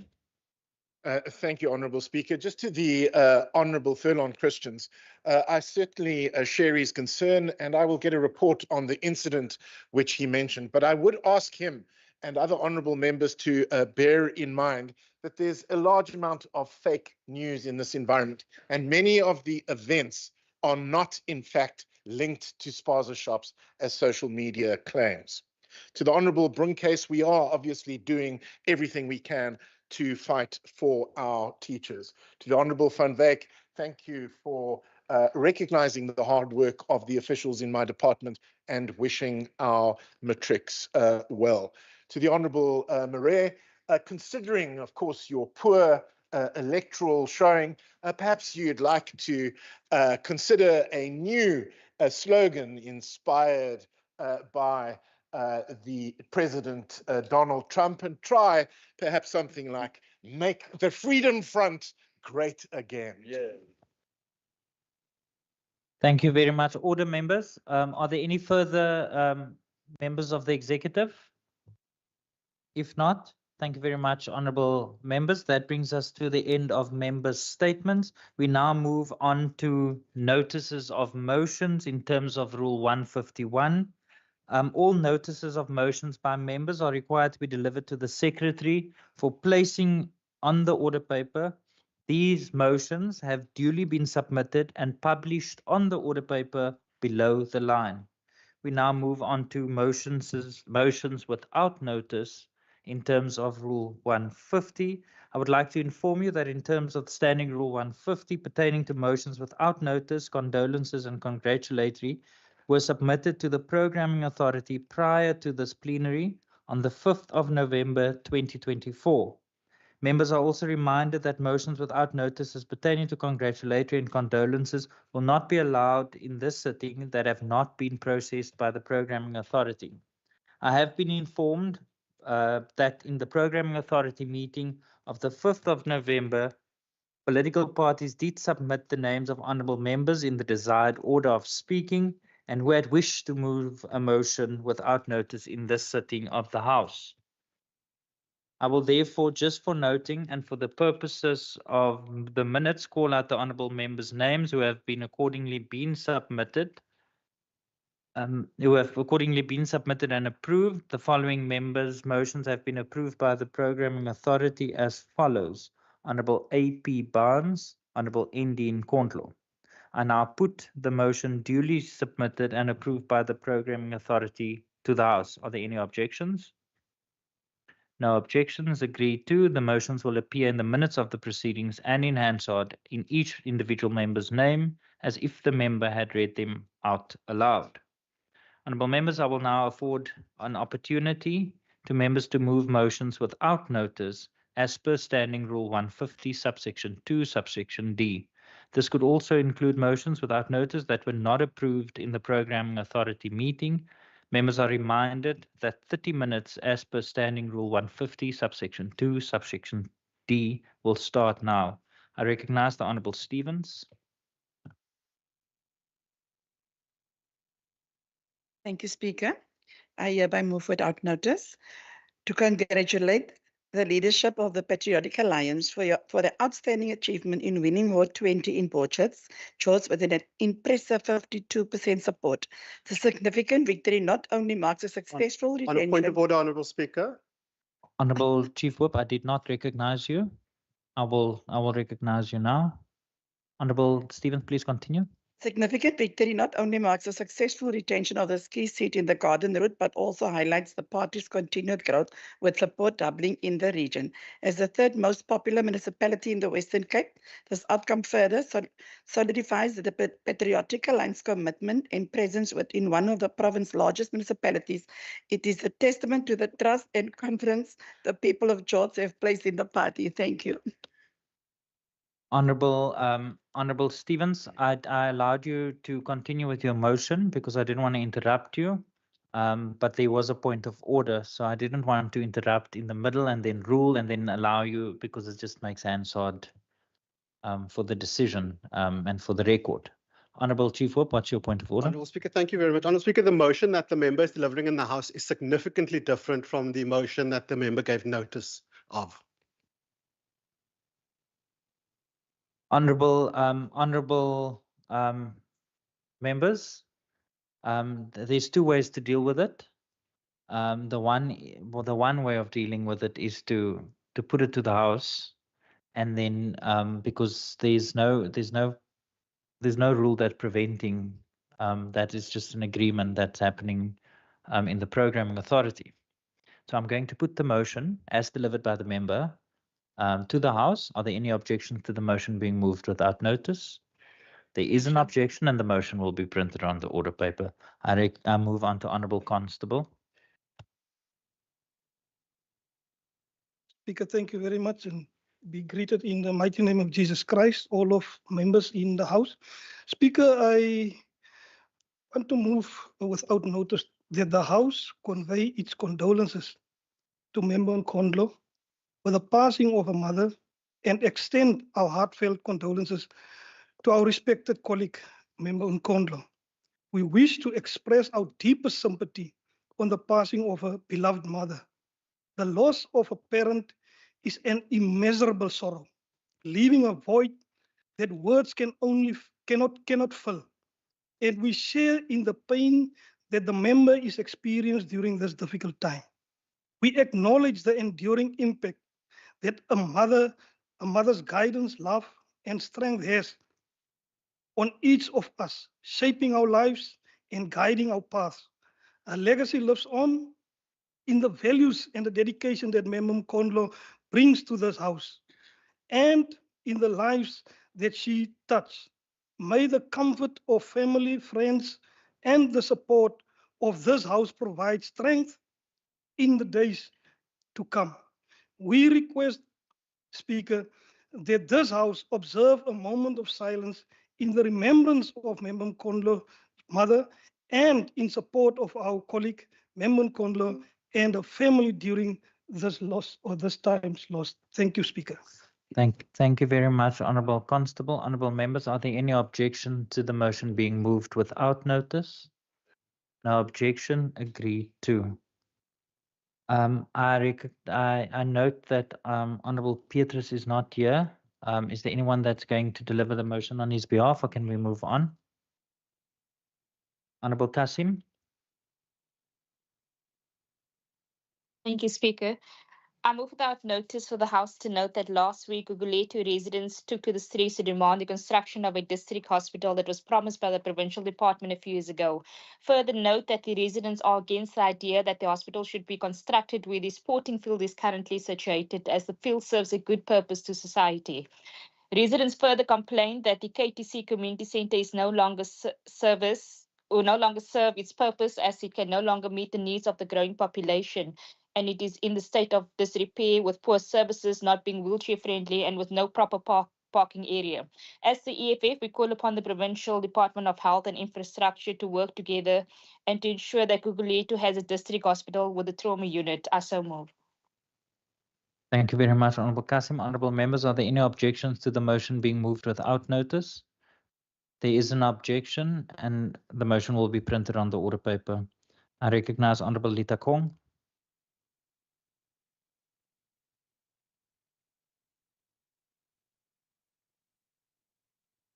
Honourable Lita Kong.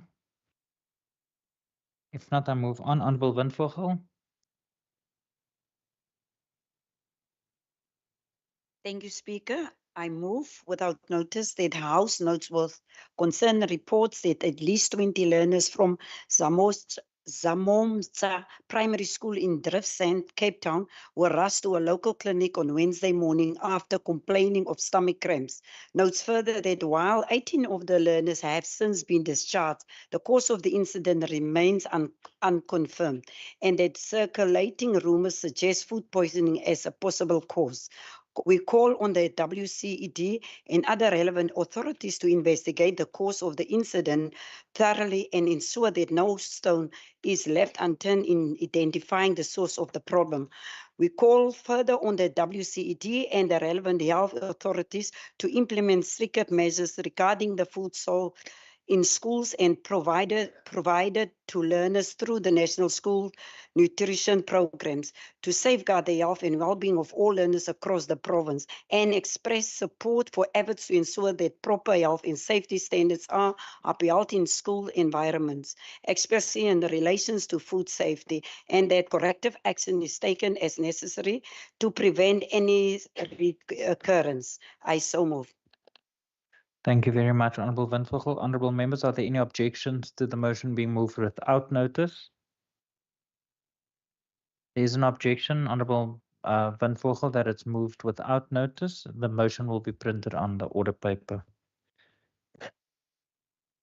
I recognize Honourable, I note Honourable Lacker was next. Is there somebody that's going to deliver Honourable Lacker's motion?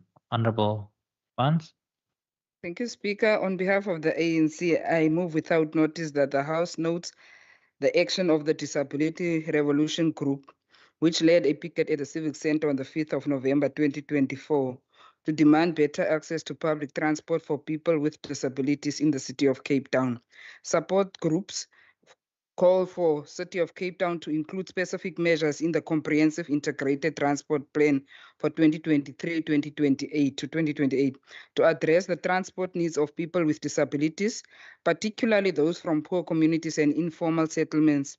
Acknowledges the challenges faced by the people with disabilities, as highlighted by the group, including inadequate public transport infrastructure, lack of consultation on the dial-a-ride business plan and the inaccessibility of certain transport services and facilities such as taxis, trains, and stations.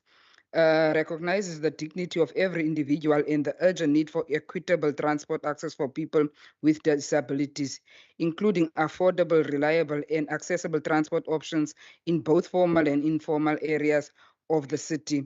Calls on the City of Cape Town and other relevant authorities to heed the call by the Disability Revolution Group to update the CITP to include the comprehensive actionable plans for improving transport access for people with disabilities and to ensure that their voices are properly heard in the planning and implementation of the transport policies, and calls further on the City of Cape Town to ensure that future public transport services, including dial-a-ride systems, are designed with input from people with disabilities that is accessible and prioritized so that no person is left behind due to their mobility needs. I so move.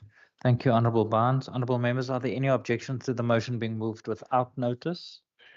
There is an objection and the motion will be printed on the order paper. Honourable Barnes. Thank you, Speaker. I move without notice that the House notes with concern the protest action by the residents of Gugulethu to Cape Town, who, while acknowledging the urgent need for a new healthcare facility in their community, have expressed strong opposition to the proposed site for the hospital on the existing sports field. Recognizes that Gugulethu community, particularly the youth, rely on the sports field for recreational activities, and that the loss of this space would significantly impact their well-being, especially in the light of ongoing social challenges and the involvement of youth in gangs.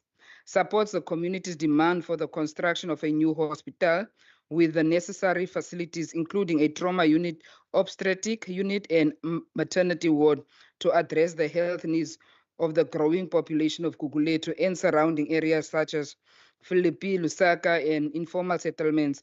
Acknowledges further the critical importance of preserving existing recreational spaces such as the sports field in Gugulethu, which serves a vital outlet for physical activity and social cohesion, especially given the social ills affecting the youth in the area.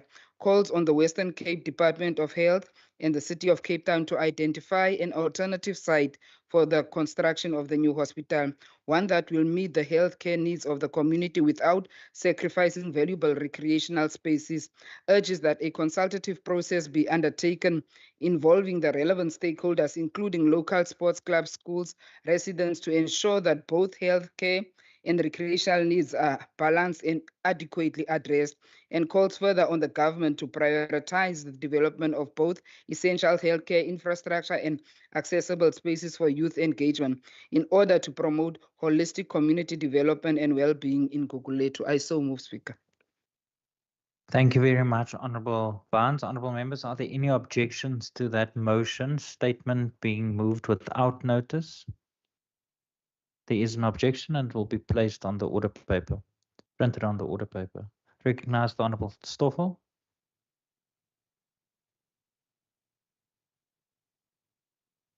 Thank you, Speaker. Motion without notice that the House notes the recent reburial of the remains of Basil February, a courageous and selfless freedom fighter who gave his life in a battle against the brutal apartheid regime in 1967.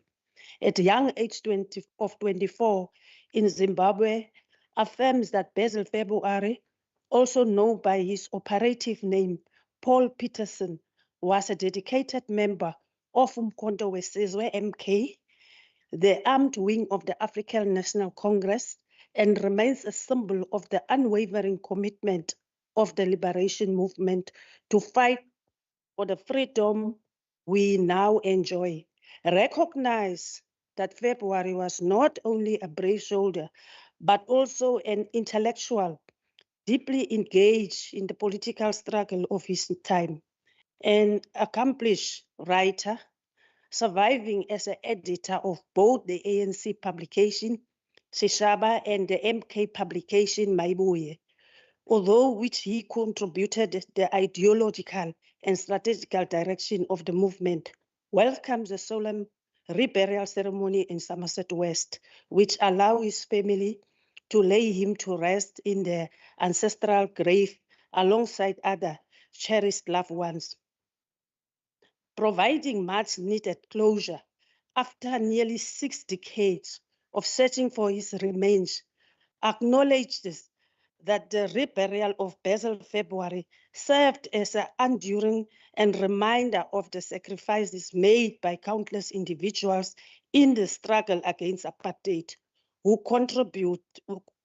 whose contributions must never be erased from the pages of our history, emphasizes that Basil February's legacy, like that of many of our fallen heroes, should continue to inspire future generations to fight for a society founded on the values enshrined in our Constitution: equality, justice, human rights, and unity in diversity.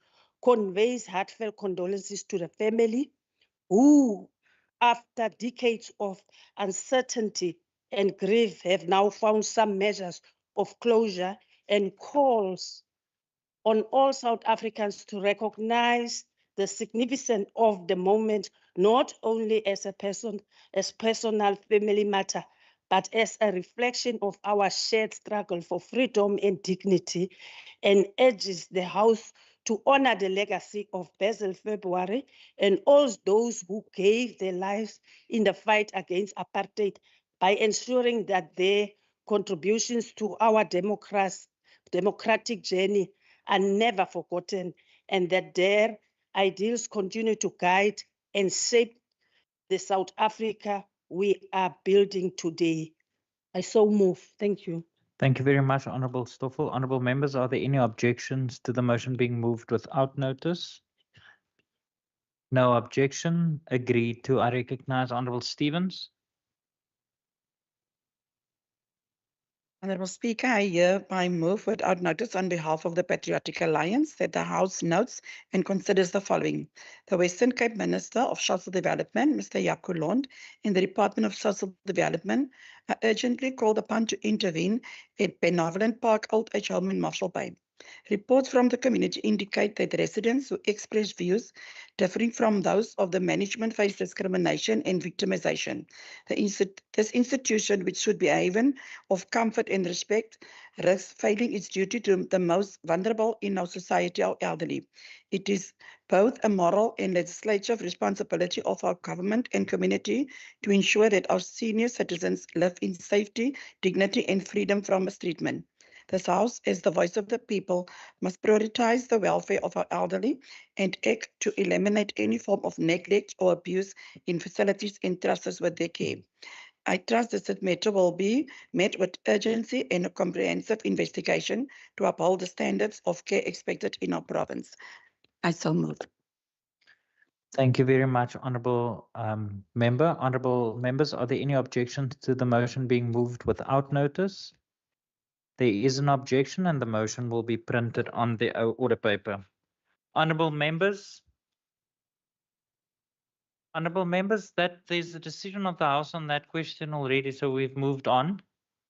Honourable members, that concludes motions without notice, and that also concludes the business for the day. The Secretary will now end the meeting and all members will be exited from the sitting. The House is adjourned.